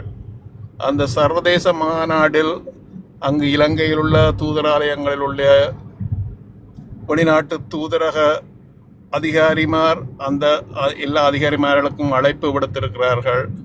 அத்தோடு அங்கு அவர்கள் ஒரு புத்தகத்தை கூட வெளியிடுகிறார்கள். இன்று காணாமலாக்கப்பட்டவர்களது படங்கள், அவர்களது உடைமைகள் சம்பந்தப்பட்டதுகள் எல்லாம் வந்து ஒரு புத்தகம் ஒன்று வெளியிட இருக்கிறார்கள். எல்லாம் வந்து தந்தை செல்வா மண்டபத்திலே வந்து 30ஆம் தேதி முழு நாளும் நடைபெறும். அது வந்து முக்கியமாக வந்து இதை செய்பவர்கள் காணாமலாக்கப்பட்டோ அனைத்து காணாமலாக்கப்பட்ட மாவட்ட உறுப்பினர்களும் வடக்கு கிழக்கு எல்லோரும் எல்லா பகுதியும் இருந்து காணாமலாக்கப்பட்ட தாய்மார்கள் அதை செய்வதற்கு உறுதியாக பல நிதி கஷ்டங்கள் மத்தியிலும் தாங்கள் எப்படியும் செய்து முடிப்போம் என்று சொல்லி செய்து கொண்டிருக்கிறார்கள். அது ஒரு முக்கியமான சம்பவம் நடக்கப் போகின்றது. அதற்கு பிறகு அடுத்ததாக செப்டம்பரில் எங்களோட ஐநா கூட போகின்றது. அதற்கும் வந்து அங்கு உள்ள அந்த தாய்மார்களில் 17-18ஆம் ஆண்டு வந்தவர்களோ அல்லது புதியவர்களோ வர இருக்கிறார்கள். அத்துடன் அங்கு தாயகத்திலிருந்து வரக்கூடிய அரசியல்வாதிகளும். நன்றி கலப்பன். அரசியல்வாதிகள் கட்டாயம் பெற வேணும். கட்டாயம் அந்த ஆக்கள் அந்த தாய்மாருக்கு கடைசி அதில் இந்த பிள்ளைகள் இன்னிடத்துல இந்த கூடி இருக்குது, இந்த பொடி இருக்குது, இருக்க வந்து பாருங்க என்று அதை செக் பண்ணி அதை டிஎன்ஏ பார்த்து அதுகளுக்கு அடக்கம் செய்கிற ஒரு கடமை இருக்குது. அதில் இந்த கடைசி கண்ணீர் அதில் விட வேணும். அதையாவது குடு. இது அம்மா கடைசி கண்ணீர் இல்லை, இது அவர்களது போராட்டத்தின் தொடர். 3000 நாட்களுக்கு மேலாக தொடர்ந்து போராடுவதும் அவர்கள் போராடி கொண்டுதான் இருக்கிறார்கள். அவர்களுக்குள் இலங்கை அரசும் சர்வதேசமும் உள்நட்டு அவர்களை இடையிடையே உடைத்து அவர்களுக்கு மடை மாற்றி வேறு விதமான இலங்கையர்கள் நீங்கள் என்று சொல்லி மற்ற இனத்தவர்களையும் கொண்டு வந்து சேர்த்து அப்படியெல்லாம் பல கஷ்டங்கள் மத்தியிலும் அவர்கள் தொடர்ந்து அவர்கள் பயணித்து கொண்டிருக்கிறார்கள் என்பதை நாங்கள் மிக ஆதரவை கொடுக்கணும். மற்றவர்களுடன் பகிருங்கள். அவர்களுக்கு கொடுக்கக்கூடிய ஆதரவுகளை கொடுத்தால் நல்லது. நாங்கள் பலருங்களோடும் தொடர்புகளில் இருக்கிறார்கள். நிச்சயமாக அவர்களுக்கு நாங்கள் கதைத்து விட்டு போறதை விட்டு நிச்சயமான ஆதரவுகளை கொடுக்க வேண்டும். அதை வந்து அதை செய்வதற்கூடாகத்தான் வந்து அவர்களுக்கு ஒரு மனத்தென்பு கொண்டு உருவாகும். எங்களுக்கு பின்னாலே நிறைய பேர் இருக்கினோம், நாங்கள் இப்படி செய்து கொண்டிருப்பதற்கு வீணாக போகவில்லை என்பதை நினைப்பார்கள். சரி அம்மா, கதைங்க. ஓமம்மா, கட்டாயம் ஐயா. அதுக்கு எங்களுடைய எம்பிமார் கட்டாயம் வர வேணும். காலில் விழுந்தாலும் அவைகளுக்கு தெரிய வைக்கிறது. இதம்மா அம்மா ஆமா நீங்கள் இப்ப என்னென்று சொன்னால் அவர்களது மகாநாடு யாழ்ப்பாணத்தில் நடக்கிறது. ஆனால் செப்டம்பர் 12 இருந்து அக்டோபர் 12 மட்டும் அதாவது வந்து 63வது ஐநா கூட்டத்தொடர் ஒன்று அது நடந்து கொண்டிருக்கிறது. அந்த 3வது கூட்டத்தொடர் நடக்கின்றது இந்த ஆண்டுக்குரிய. அதற்கு வந்து இவர்கள் காணாமலாக்கப்பட்டவர்கள் வந்து முதல் வந்தவர்களை விட அல்லது சில அவர்களும் வருவார்கள். அந்த தலைவர்களில் இருந்தவர்கள் மற்றவர்களும் வருவார்கள் தான் சொல்கிறோம். அது வந்து நாங்கள் ஊலம் என்று சொன்னாலும் நாங்கள் நிச்சயமாக அது சிட்டியான முறையில் சர்வதேசத்துக்கு கொண்டு போகிற அளவுக்கு நாங்கள் செய்ய வேண்டும். அந்த விஷயத்தை நாங்கள் செய்வதனூடாகத்தான் நிச்சயமாக சர்வதேச மங்களை கண்டுபிடித்து பார்த்து கொண்டிருக்கோம். அப்போ நாங்கள் அதைத்தான் செய்ய வேணும். இன்றைக்கு நீதியின் மூலம் 2வது நடந்தது எவ்வளவு சக்ஸஸாக நடந்ததோ அதை வந்து சர்வதேசத்துக்கு கொண்டு போக வேண்டியது இந்த ஐநா மன்றத்தில் தான் கொண்டு போக முடியும். இப்படி அப்போ அதுகளுக்குரிய அறிக்கைகள் தயாரிக்கப்பட்டு கொடுக்கப்பட்டிருக்கின்றது. அதுகளுக்குரிய நேர அட்டவணைகள் எடுக்கப்படும். அதுகளுக்கூடாக எங்களது நீதியை வந்து ஐநா மன்றத்தில் வந்து நாங்கள் உள்ளே மன்றத்தில் அங்கு வந்து எப்படி நாங்கள் கொண்டு செல்வதுன்றது முக்கியமான விஷயங்கள். அதே போல் இந்த மகாநாட்டை அவர்கள் சிறப்பாக இந்த சர்வதேச வெளிநாட்டு தூதர்களை அழைத்து செய்யும் போது அவர்களுக்கு கிடைக்கக்கூடிய மாதிரி நல்ல விஷயங்களை வந்து அங்கே வந்து அவர்கள் செய்ய இருக்கிறார்கள். அதுக்கு ஆதரவுகளை நாங்கள் கொடுக்க வேணுமா. கட்டாயம் அப்போ கட்டாயம். நன்றிகள் நன்றிகள் நன்றிகள். சரி, வேறு கதை எங்கோ மற்றது இன்னொரு விஷயம் அதை பார்த்தேன். அந்த நீங்கள் அந்த ஜெர்மன்ல இருந்து முதல் அமைச்சர் மாகாண சபை தேர்தலையே காணவில்லை. ஆடு ஆடு ஆடு ஆடு மாடு இன்னும் என்ன கருவுற்று இருக்கிறதோ தெரியவில்லை. பால் கறக்கிறதுக்கு ஜெர்மன்ல இருந்து அதுவும் கேட்க எனக்கு சிரிப்பா இருந்தது. புலோலியாம் தான் வடமராட்சி புலோலியில இருந்தனான் என்று சொல்லி எனக்கு உடனே ஒரு சிரிப்பு வந்தது. சொல்லிட்டார் நான் அவன் இல்லை என்று. நான் உடனே யோசிச்சது புலோலியூர் என்ன என்ற ஒருவேளை ஏதாவது கட்டமைப்புக்குள்ளாலே அவர் போராட வரியலை என்று சொல்லி யோசிச்சேன். நீங்கள் அப்படி யோசிச்சு நீங்கள் ஜஸ்ட் என்ன அவர்கிட்ட பேச்ச பார்த்த உடனே தெரிஞ்சிருக்கணும், புலங்கி இருக்கணும் அவர் எப்படிப்பட்ட.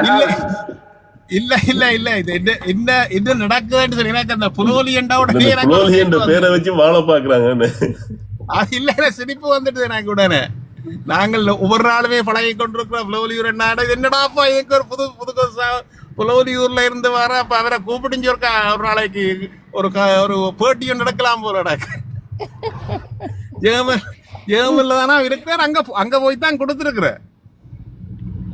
மற்றது பாருங்க, ஒன்றிலேயாவது அவர் ஒரு இதெல்லாம் நடத்தி இருக்கிறான், இதுக்கெல்லாம் தலைமை தாங்கி இருக்கிறான். அல்ல இது எல்லாம் ஒன்று சேர்த்து இந்த ஆர்ப்பாட்டத்தை செய்தான். அல்ல இந்த ஜெனிவாவுக்கு போனேன் ஏதாவது ஒன்றை சொல்லி கூட அது வந்து மஞ்சள் தண்ணி தெளிச்சு கொண்டு வந்து விட்டுருக்கா. பாவம் விடுங்க. மக்களை கவர்றா சில ஓய் அதெல்லாம் சொல்லலாம். அதான் அவனும் செய்ய சொல்ல.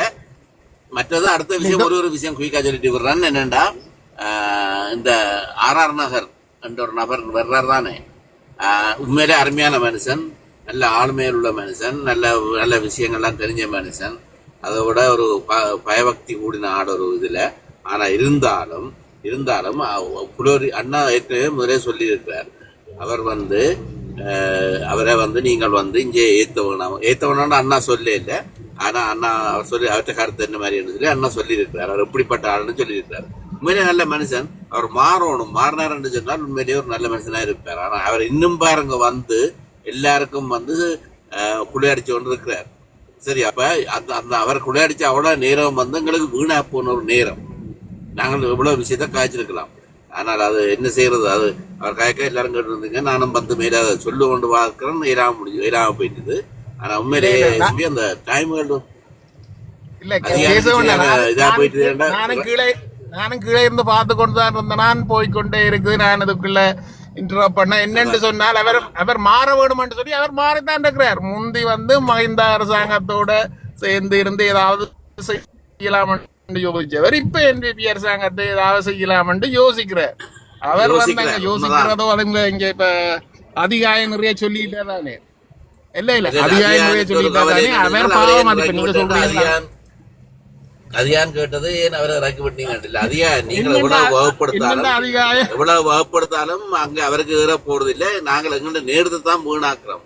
ஆனா உண்மையிலேயே as a human மனுஷன் தான்.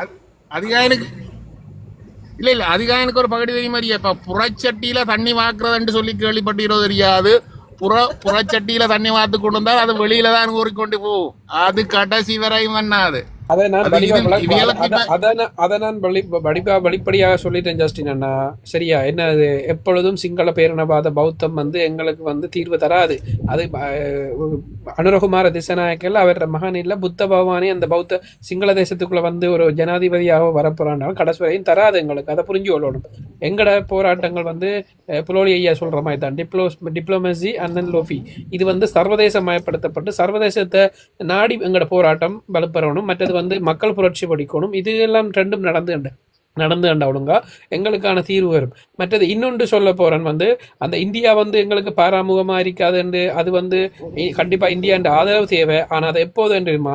தமிழ்நாட்டில் தமிழ் தேசியம் சார்ந்து பயணிக்கக்கூடிய ஒரு முதலமைச்சர் வந்து அந்த 40 சீட்டும் வந்து எங்களுக்கு வந்து அந்த 40 சீட்டும் மத்திய அரசுக்கு தேவையான நேரத்தில் அது வந்து தொங்கு பாராளுமன்றமாக இருக்கக்குள்ள இந்த ஆதரவு தேவைன்ற நேரத்தில் இந்த சீமான் நாம் தமிழர் கட்சியாக சொல்கிறேன் அந்த டைமில் வந்து தமிழ் தேசியம் வந்து இந்த 40 சீட்டும் அங்கே தேவைப்படுற நேரத்தில் கண்டிப்பாக வந்து இந்தியா தமிழர் தேசியத்தை அங்கீகரிச்சு தாகணும். அது கண்டிப்பாக நடக்குமோ நாளைக்கு வெயிட் பண்ணி பாருங்க. இதுதான் என்ற தாற்பயம். ஓகே, இதுல வந்து ஈழ மக்கள் வந்து சீமானுக்கு ஆதரவு கொடுக்கறதால இதேதால முதலமைச்சர் ஆக்கணும் இல்லை. கண்டிப்பா வந்து இந்த முறை எப்படி வந்திருப்பாங்க, அவங்க கொஞ்சம் எதிர்கட்சியாக சரி வந்திருப்பாங்க. இந்த நடிகர் அந்த அந்த பற்று அவங்கள இருக்கிற அந்த அந்த அந்த ஒரு கவர்ச்சியால வந்து மாற்றடிக்கப்பட்டது. காலமும் எங்களோட தமிழ் தேசியத்தை அழிச்சு கொண்டுதான் இருக்கு. ஆனா வந்து தர்மத்தை சூது காவு கொள்ளும், கடைசியில தர்மமே ஜெயிக்கும், தமிழிடம் அமையும். அது வந்து இந்தியாண்ட ஆதரவு எப்ப எங்களுக்கு தமிழ் தேசியத்துல பூர்வமாக திரும்புதோ அன்றைக்கு வந்து எங்களுக்கு தமிழ் தேசியம் அங்கீகரிக்கப்படும். நன்றி. தமிழ்நாடு தனிநாடாக்க சொல்லி சீமான கேளுங்க. நீங்க கருத்து சொல்ல முன்னாடி நீங்க ஒரு சின்ன ஒரு புன் சிரிப்பு சிரிச்சீங்க. சிரிப்பு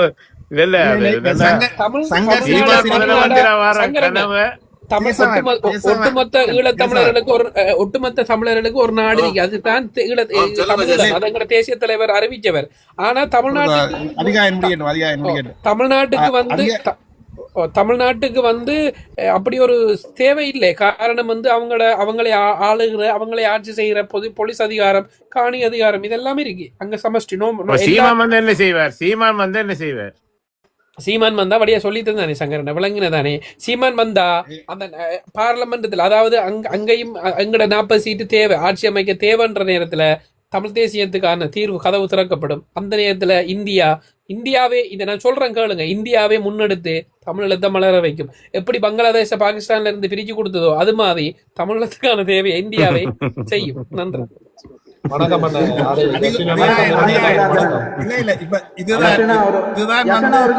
ஒரு நிமிஷம் தாங்க ப்ளீஸ். ஜஸ்டின் அண்ணா வணக்கம். எங்கட அரசியல் பேச்சாளர் அண்ணன் ஜஸ்டின் அண்ணனுக்கு வணக்கத்தை தெரிவிச்சு கொண்டு, என்னன்னு சொன்னா கடைசி வரைக்கும் அண்ணா இதுல எல்லாரும் இருக்கிறீங்க, கேட்டுக்கொண்டிருக்கிறீங்க, இந்தியாவை நம்பவே வேணாம். விளங்கிட்டா?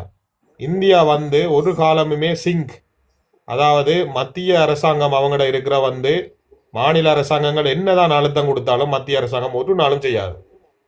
விளங்குதா? மத்திய அரசாங்கம் இருக்கிற சிங்கட ஆட்சி முறைன்னு இந்தியாவில் இருக்கிறது வந்து வேற. இதுல அடிப்படையான ஒரு விஷயம் என்னன்னு சொல்லி சொன்னா, நான் இதுல ஒரு உண்மையான ஒரு கதையை சொல்றேன். ஒரு நாள் நான் கொழும்புக்கு பஸ்ல பயணிச்சு கொண்டிருக்கிற நேரம் சங்கரண்ண ஒரு ஹிந்தி ஒரு நண்பர் ஒருத்தர் வந்தார். சரியா? என்னோட அருகில பக்கத்துல இருந்து பயணிச்சார். அப்ப அவர்கிட்ட நான் காய்ச்சி கொண்டு போகும்போது அவருக்கு வந்து ஹிந்தி பாஷை மட்டும்தான் தெரியும், சிங்களமோ இங்கிலீஷோ தமிழோ தெரியாது.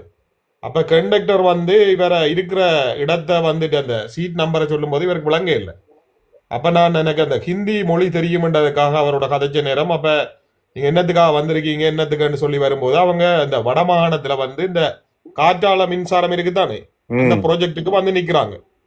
அப்ப இந்தியாவில இருந்துதான் அவங்களுக்கு அக்ரிமெண்ட் போட்டு வந்து நிக்கிறதாகவும் வந்து தங்களுக்கு வந்து அரசாங்கத்திற செயற்பாடு, தங்களோட அரசாங்கத்திற செயற்பாடுகளை பற்றி கொஞ்சம் காய்ச்சி கொண்டு வந்தார்.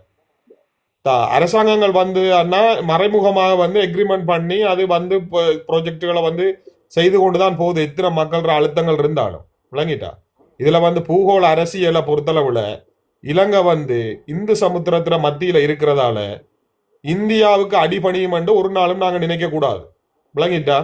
இந்த கச்சதீவு பிரச்சனை கூடவே எத்தனை தரம் தமிழ்நாடு எவ்வளவோ அழுத்தங்களை கொடுத்தாலும் பப்ளிக்கா வந்து இலங்கை பிரசிடென்டே சொல்லியிருக்கிறார், வந்து அறிவிச்சிருக்கிறார், வந்து இந்தியாவுக்கு எந்த ஒரு அதிகாரமும் இல்லை எங்களை கட்டுப்படுத்துறதுக்கு. அப்ப இந்த அளவு தூரம் இலங்கையில வந்து இன்வெஸ்ட்மெண்ட் பண்ணது இந்தியா. வடிவா விளங்கி கொள்ளணும். இதுல நீங்க விளங்கிட்டா? திருவண்ணாமலை துறைமுகத்தில இருந்து, காற்றால மின்சாரத்தில இருந்து எத்தனையோ விதமான பெரிய பாரி அபிவிருத்தி இன்வெஸ்ட்மெண்ட்களை செய்து கொண்டிருக்கு இந்தியா மற்ற நாடுகளை விட. அப்படி இருக்கிற நேரம் ஒரு நாட்டின் ஜனாதிபதி, இலங்கை ஜனாதிபதி பப்ளிக்கா அறிக்கப்பட்டிருக்கிறார், எங்களுக்கு இந்தியாவுக்கு நாங்க அடிபணிய போறது இல்லை, கச்சதீவு வந்து எங்களுக்கான சொத்து, நீங்க பயப்படாம நீங்க ஆக்களை அரெஸ்ட் பண்ணுங்கன்னு சொல்லி இப்ப வரைக்கும். அப்ப அப்படி இருக்கிற நேரத்துல எங்களுக்கு வந்து இந்தியா வந்து நிற்கும், எங்களுக்கு தூக்கி தரும், அது தரும்னு காலகாலத்துல நாங்க நம்ப கூடாது. இப்படித்தான் ஒரு காலத்துல எங்களுக்கு வந்து அமைதி ஒப்பந்தத்துக்குள்ள இந்தியா வந்தது எங்களை பாதுகாக்கிறதுக்கு. கடைசியில என்ன செய்தவங்க? அப்ப அத வரலாற்று நன்றி இல்ல அந்த நான் ஒரு நிமிஷம் கழிச்சு நான் இறங்குறேன் கேஸ் பண்ணேன் இதுல நான் ஒரு கதைக்க வேண்டிய தேவை இருக்கு. நான் கண்டிப்பா கதைக்கிறேன். எஸ்பி அண்ணா நான் கண்டிப்பா கதைக்க இந்தியாவை நம்பணும் இல்ல. இந்தியா செய்யற காலம் வரும், அது விரைவா வரும். சங்கரண்ண நீங்க கேள்வி கேட்டுக்கொண்டீங்க.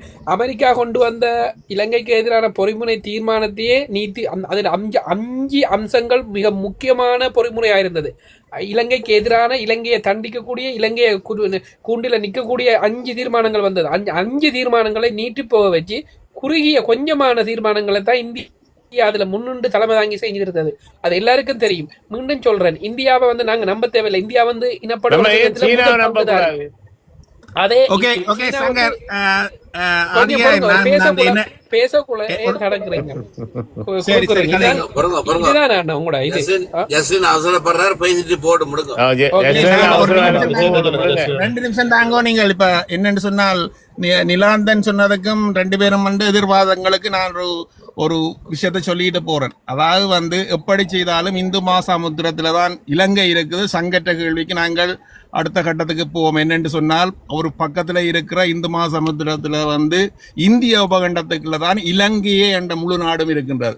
அப்ப இதுல வந்து இப்ப வந்து நிலாந்தன் சொன்ன விஷயங்கள் பார்க்க வந்து இப்படி பூகோள மாற்றங்கள் இருப்பது உண்மைதான். பூகோள மாற்றங்கள் ஏற்பட்டு அதனூடாக வந்து இப்படி வந்து இன்றைக்கு நிலாந்தன் அதிகாயன் சொன்ன மாதிரி வந்து இன்றைக்கு அதாவது வந்து அனுரா சொல்றவோ அல்லது கச்சதீவை விடமாட்டமோ அப்படி சொல்ற பொழுது வந்து நிச்சயமாக அந்த பூவோள மாற்றத்துக்கூடாக இப்படியான ஒரு சூழ்நிலை தான் இந்திரா காந்தி பிரதமராக இருக்கே அப்படி ஒரு சூழ்நிலை உருவாகினது. அந்த சூழ்நிலை தான் வந்து இந்திரா காந்தியே வந்து எப்படி எங்களுக்கு எல்லாம் எவ்வளவு ஆதரவு தந்ததோ அந்த நிலை உருவாகினது. அது உருவாகி இப்ப திரும்பி 40 வருடங்களாக போகுது என்று சொன்னால், அந்த 40 வருடங்களுக்கு பிறகு பல மாற்றங்கள் ஏற்படலாம். பூகோள மாற்றங்கள் எங்களுக்கு பக்கத்துல இருக்கிற பெரிய ஐயா திரும்பவும் ஒரு மகா யுத்தம் தான், உலக யுத்தம் தான் வரப்போகுது என்று சொன்னால், இந்த யுத்தங்களுக்கு கூடாக பூகோள மாற்றங்கள் ஏற்படும் பொழுது எங்களுக்கு அது சாதகமாக உருவாகக்கூடிய சூழ்நிலைகள் உருவாகும். ஆனால் நாங்கள் எங்கட இறமையையும் வடக்கு கிழக்கு எங்களது தாயக பிரதேசம் என்றதையும் நாங்கள் உறுதியோட நாங்கள் சரியான முறையில் நாங்கள் இருந்தால் தான் இப்படி ஒன்று இருக்குது. இதை நாங்கள் இந்தியா அப்படி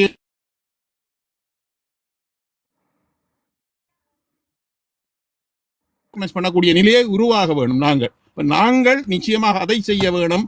ஆனால் பூகோள மாற்றத்தில் வந்து எங்களுக்கு சந்தர்ப்பம் கிடைக்கும் என்றதுல நாங்கள் நம்பிக்கை கொள்வோம். இதைத்தான் நான் இறுதியா சொல்றேன். நன்றி அதிகாயம், நன்றி இல்லாந்த நேரத்தை தந்ததுக்கு கேசவன் என்பது நன்றி. நான் கீழே இறங்குறேன். நன்றி. கொஞ்சம் கஷ்டமா இருக்குமா? சரி, ஓகே. அதைத்தான் அழகா சொல்லியிருந்தேன். நான் கேட்கிற கேள்வி, நீங்க இலங்கையை ஒரு நாட்டு கொடுத்து ஏதாவது தீர்வு பெற இல்லாதோ? அதாவது நான் கேட்கிறேன்,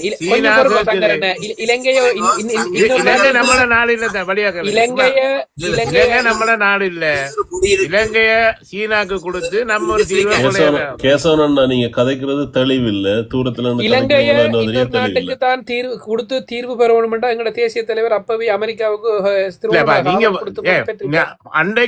அன்றைக்கு திருவண்ணாமலையை கொடுக்க கூடாதுன்னா சண்டை பிடிச்சீங்க. நான் இப்ப வடகிழக்கு பற்றி கேட்கலையே. நான் சொல்றேன் இலங்கைய ஒரு நாட்டுக்கு கொடுத்து நமக்கு ஒரு தீர்வு எடுக்கலாம் தானே. சீனா கொடுக்கலாம். நம்ம என்ன செய்யறோம்னா, நம்மளோட காணிக்கு ஒழுங்கு எடுக்கிறதுக்கு பக்கத்து காணிக்காரண்ட பங்குல ஒரு துண்டை கொடுத்து நாங்க ஒழுங்கு எடுக்கிறோம் இல்லையா? அதே மாதிரி பாலம் போடுறதுக்கு என்ன இந்தியாவோட வந்து இலங்கை இணைக்கணும், பாலம் போடுறதுக்கு என்ன இந்த முழு மொட்டை கூட்டமும் எதிர்த்து கொண்டு நிக்குது. உண்மையா பாலம் போட வைக்கணும், பாலம் போட வைக்கணும். மோடி அந்த டைம் வந்தவர், மோடியை வச்சு பாலம் போட்டுருக்கோம். நான் கொஞ்சம் கதைக்கு அப்புறம் உங்களோட கேள்விக்கும் சேர்த்து பதில் சொல்றேன். சொல்லலாமா?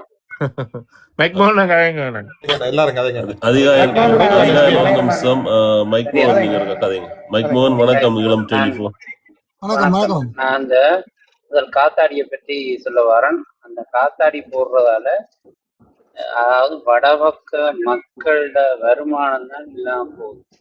என்ன காரணம்டா, அந்த காத்தாடி போட்டு கரண்ட் உற்பத்தி செய்து வடபகுதியில் இருக்கிற மக்கள் சோலார் பேனல் போட இல்லாம எல்லாத்தையும் நிப்பாட்டி வச்சுருக்காங்க. ஏன்னா அவங்க உற்பத்தி செய்யற கரண்ட்டை எங்களுக்கு விற்கிறது. அது இல்லாட்டி அது ஒரு பெரிய ஒரு வருமானம் எங்களை மக்களுக்கு வந்து சேர வேண்டியது. அதை தடுக்கிறது தான் இந்த வேலையெல்லாம் நடக்குது. இலங்கையில மின்சாரம் டீசல்லையும் நிலக்கரியிலையும் தண்ணியிலையும் உற்பத்தி செய்யறதால கரண்ட் சரியான காசு.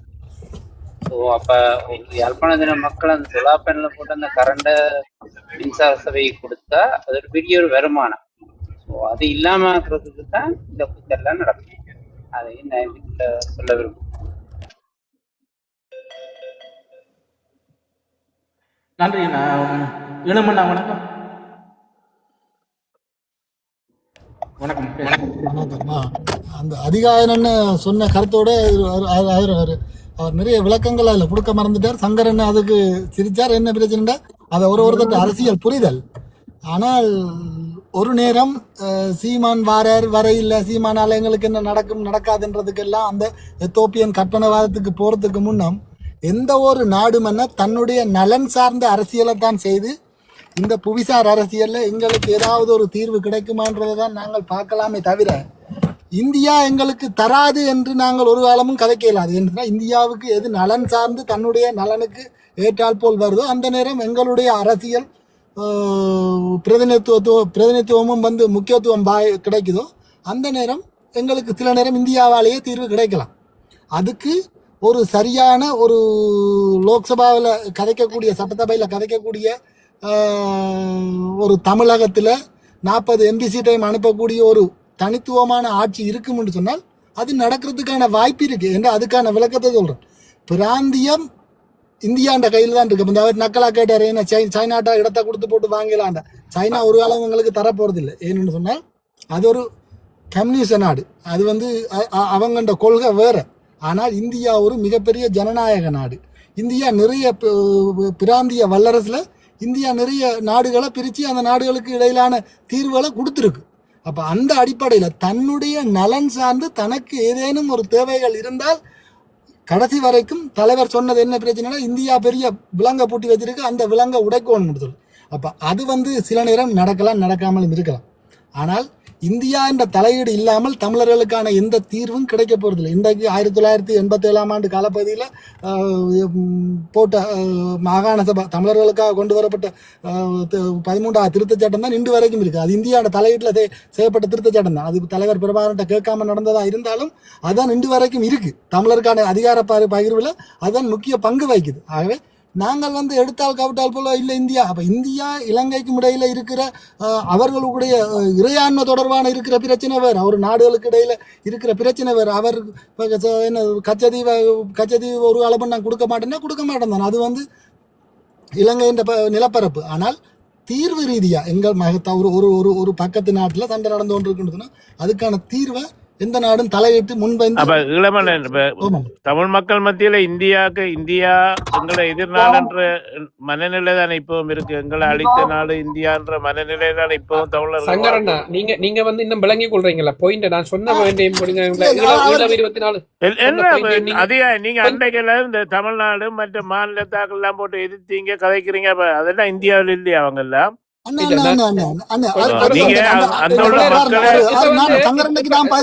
உங்களோட கேள்விக்கு நான் சுமந்திரனை எதிர்க்கிறேன், சுமந்திரன் செய்யற அரசியல் எதிர்க்கிறேன், அதே நேரத்துல கயந்திரமார் செய்யற தேசியத்தை எதிர்க்கிறேன். இல்ல அது நீங்க புரிஞ்சு கொள்ளணும். இது வந்து நம்மள நாடு இல்ல தானே. நான் சொல்லுறேன் கொஞ்சம் கேளுங்க ப்ளீஸ். இது கொஞ்சம் எனக்கு டைம் தாங்க. 3 நிமிஷம் டைம் எடுக்கிற எஸ்பினா எனக்கு 3 நிமிஷம் டைம் போடுங்க. ஈழமண்ணன் காய்ச்சி முடிய காய்ங்க. ஈழமண்ணன் காய்க்கிறேன், நானும் காய்க்கிறது உண்டாகும். அது பிரச்சனை இல்லை. ஈழமண்ணன் எனக்கு டைம் தருவாரு. ஈழமண்ணன் அந்த டைமை கொஞ்சம் எனக்கு தாங்க. எஸ்பினா 3 நிமிஷம் போடுங்க. இல்ல கதைங்க, கதைக்கிறது பேச்சு சுதந்திரம் உங்களோட முறை.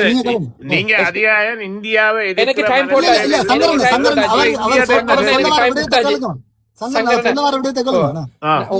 நான் திருப்பியும் சொல்றேன், எங்களை முற்றுமுழுதாக அழிச்சதுல இந்த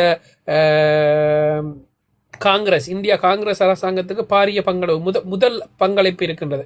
அதை புரிஞ்சு கொள்ளணும். மற்றது வந்து நான் இந்தியாவை நம்பணும் மட்டும் இல்லை, இந்தியாவை வந்து நான் வெறுக்கணும் மட்டும் இல்லை. இந்தியா வந்து எங்களுக்கு தூக்கி தரப்போறது இல்லை. தமிழத்தை கொண்டு இந்தியா நினைச்சு கொண்டிருக்கு நாங்கள் வந்து தமிழத்தில் பிரிச்சா தமிழ்நாடு பிரிஞ்சு போகும்ன்ற ஒரு மாயையே இந்தியாவில் விதைச்சு வச்சிருக்கு. இன்னொன்று புரிஞ்சு கொள்ளுங்க, நாங்கள் வந்து இப்போ இந்தியா வந்து ரஷ்யாவை சரி, அமெரிக்கா சரி, பிரிட்டிஷ் சரி, கனடா சரி, கனடாவை எனக்கு தெரியல, மற்ற மேற்கத்திய நாடுகளோட மிகவும் ராஜதந்திர ரீதியிலையும் சரி, பொருளாதார ரீதியிலையும் சரி, தங்களோட நேசக்கரங்கள்லையும் சரி பாரிய அளவு பங்காற்றுறது.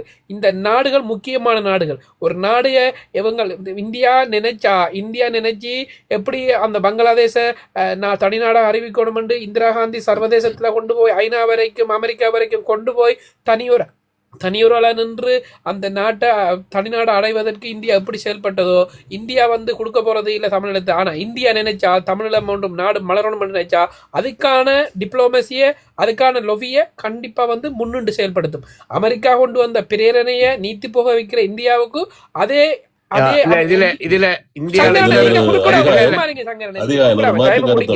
ஒரே ஒரு மாற்று கருத்து கொஞ்சம் பொறுங்க. அதாவது பங்களாதேஷ இந்தியா பிரிச்சு கொடுக்கலாம், அது வேற கதை.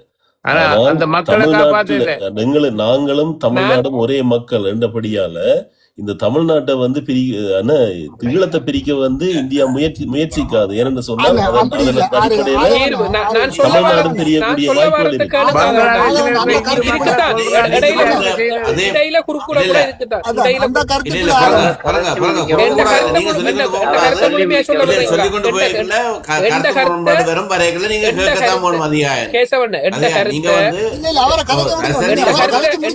முடிஞ்சாதான் அதுக்கான பதிலும் நீங்க சொல்ல வார்த்தை கேக்குறீங்களே. எங்களுக்கு தெரியும், நீங்க எங்களுக்கு தெரியாத கருத்தை சொல்லலே. பங்களாதேஷ்ல இருக்கிற இப்ப இந்து மக்களை இந்தியா காப்பாத்திச்சா? பிரிச்சு கொடுத்துச்சு. இப்ப இந்து மக்களை போட்டு கொல்றாங்க. இந்தியா போய் காப்பாத்திச்சா? சொல்லுங்க கொஞ்சம் பாருங்க. சங்கரன் கொஞ்சம்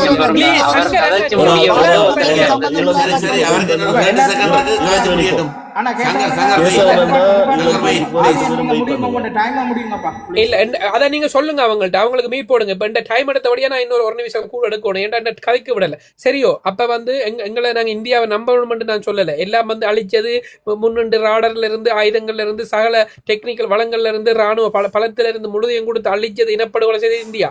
ஆனால் நான் சொன்ன திருப்பியும் தர்மத்தை சூதுகாவு கொள்ளும் கடைசியில தர்மமே ஜெயிக்கும் என்ற மாதிரி இந்த காலச்சக்கரம் வந்து அதே இந்தியா எங்களை அழிச்ச இந்தியா எங்களுக்கான தீர்வுக்கான முன்னேற்பாட்டை செய்யும். அதை எப்பொழுது செய்யும்டா, தமிழ்நாட்டில் தேசியம் கொண்ட ஒரு முதலமைச்சர் வரணும். அந்த தமிழ்நாட்டில் இருக்கிற 40 எம்பிகளும் மத்திய அரசுக்கு தேவைப்படணும்.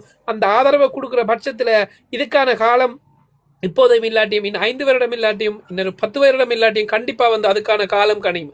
அந்த கால நேரத்துல இந்த தமிழகத்துக்கான தீர்வை இந்த இந்தியாவே முன்னெடுத்து நடத்தி அதை கொண்டு எங்கட கையில தரும். எவன் எங்களுக்கு அழிச்சானோ அவன் கையில இருந்து தீர்வு வாரத்துக்கான தேவையை வந்து இந்த கால யுகம் கர்மாக்கள், மாவீரர்கள் ஆத்மா, எங்களுடைய மக்கள் ஆத்மா கிரியை செய்யும். இதை நீங்க புரிஞ்சு கொள்ளணும். எங்களுக்கு என்ன அரசியல் செய்தாலும் சரி, என்ன யுத்தம் செய்து நான் வந்து சாணக்கியனா நின்றாலும் சரி, ஆனா மேலிருந்து ஒரு நீதி நியாயம், எங்களோட போராளிகள் அந்த வீரச்சாவு, உன்னதமான கரும்புலிகள் வீரச்சாவு, அந்த மக்கள் அநியாயமான அவல ஓலம், அதெல்லாம் சேர்ந்து எங்களுக்கான விடிவை தரும். இதுதான் நிதர்சனம். நன்றி. உங்களோட டைம் முடிஞ்சது.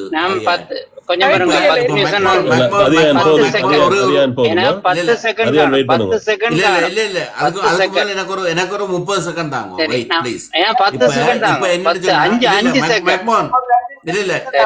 இல்ல கொஞ்சம் இருங்க மேக்மோன், வெயிட். இப்ப என்னன்னு சொன்னா, இப்ப அதிகாரம் சொன்னெல்லாம் சரி, இந்தியா வந்து பாகிஸ்தான் இருந்து பங்களாதேஷை பிரிச்சு கொடுத்தாண்டு சரி, ஓகே. நீங்கள் இதுல எத்தனை பேருக்கு இந்த வங்கம் தந்த பாடம் என்று சொல்லி ஒரு புத்தகம் ஒன்று வெளியிடப்பட்டது 83ஆம் ஆண்டுல? வங்கம் தந்த பாடம் என்று ஒரு புத்தகம் வெளியிடப்பட்டது. இதை பற்றி யாருக்காவது கருத்து இருக்கா? இதை பற்றி யாருக்காவது தெரியுமா? இந்த வங்கம் தந்த பாடத்துல என்ன சொல்லப்பட்டது? இந்த வங்கம் தந்த பாடம் புத்தகத்துல நீங்க உங்களோட விஷயத்தை சொல்லி முடியுங்க. வங்கந்த பாடத்துல என்ன சொல்லப்பட்ட விஷயத்தை சொல்லி முடியுங்க.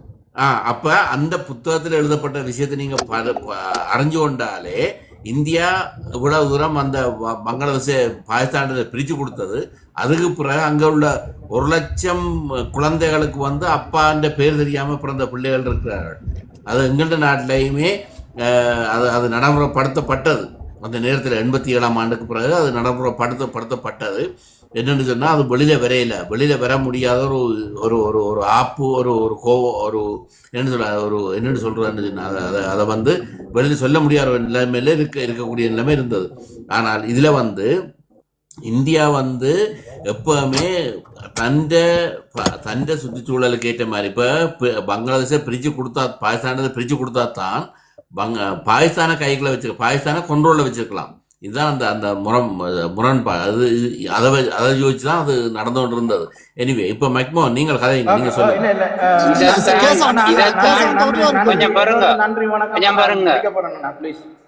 இதைத்தான் நான் 10 செகண்ட்ல சொல்றேன்னு சொன்னேன்.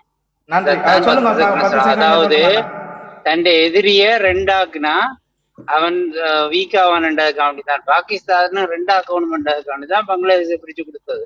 வேற எந்த காரணத்துக்கும் இல்லை. நன்றி. 10 மணி ஆச்சு. நாளைக்கு பேசுவோம். நாளைக்கு நன்றி. வணக்கம் எல்லோருக்கும். நன்றி. நன்றி நன்றி நன்றி நன்றி நன்றி நன்றி வணக்கம். நன்றி எஸ்பி. எல்லோருக்கும் நன்றி. வணக்கம் மக்களே. ஓகே, வணக்கம். லைக் அடித்த எல்லோருக்கும் நன்றி. நன்றி.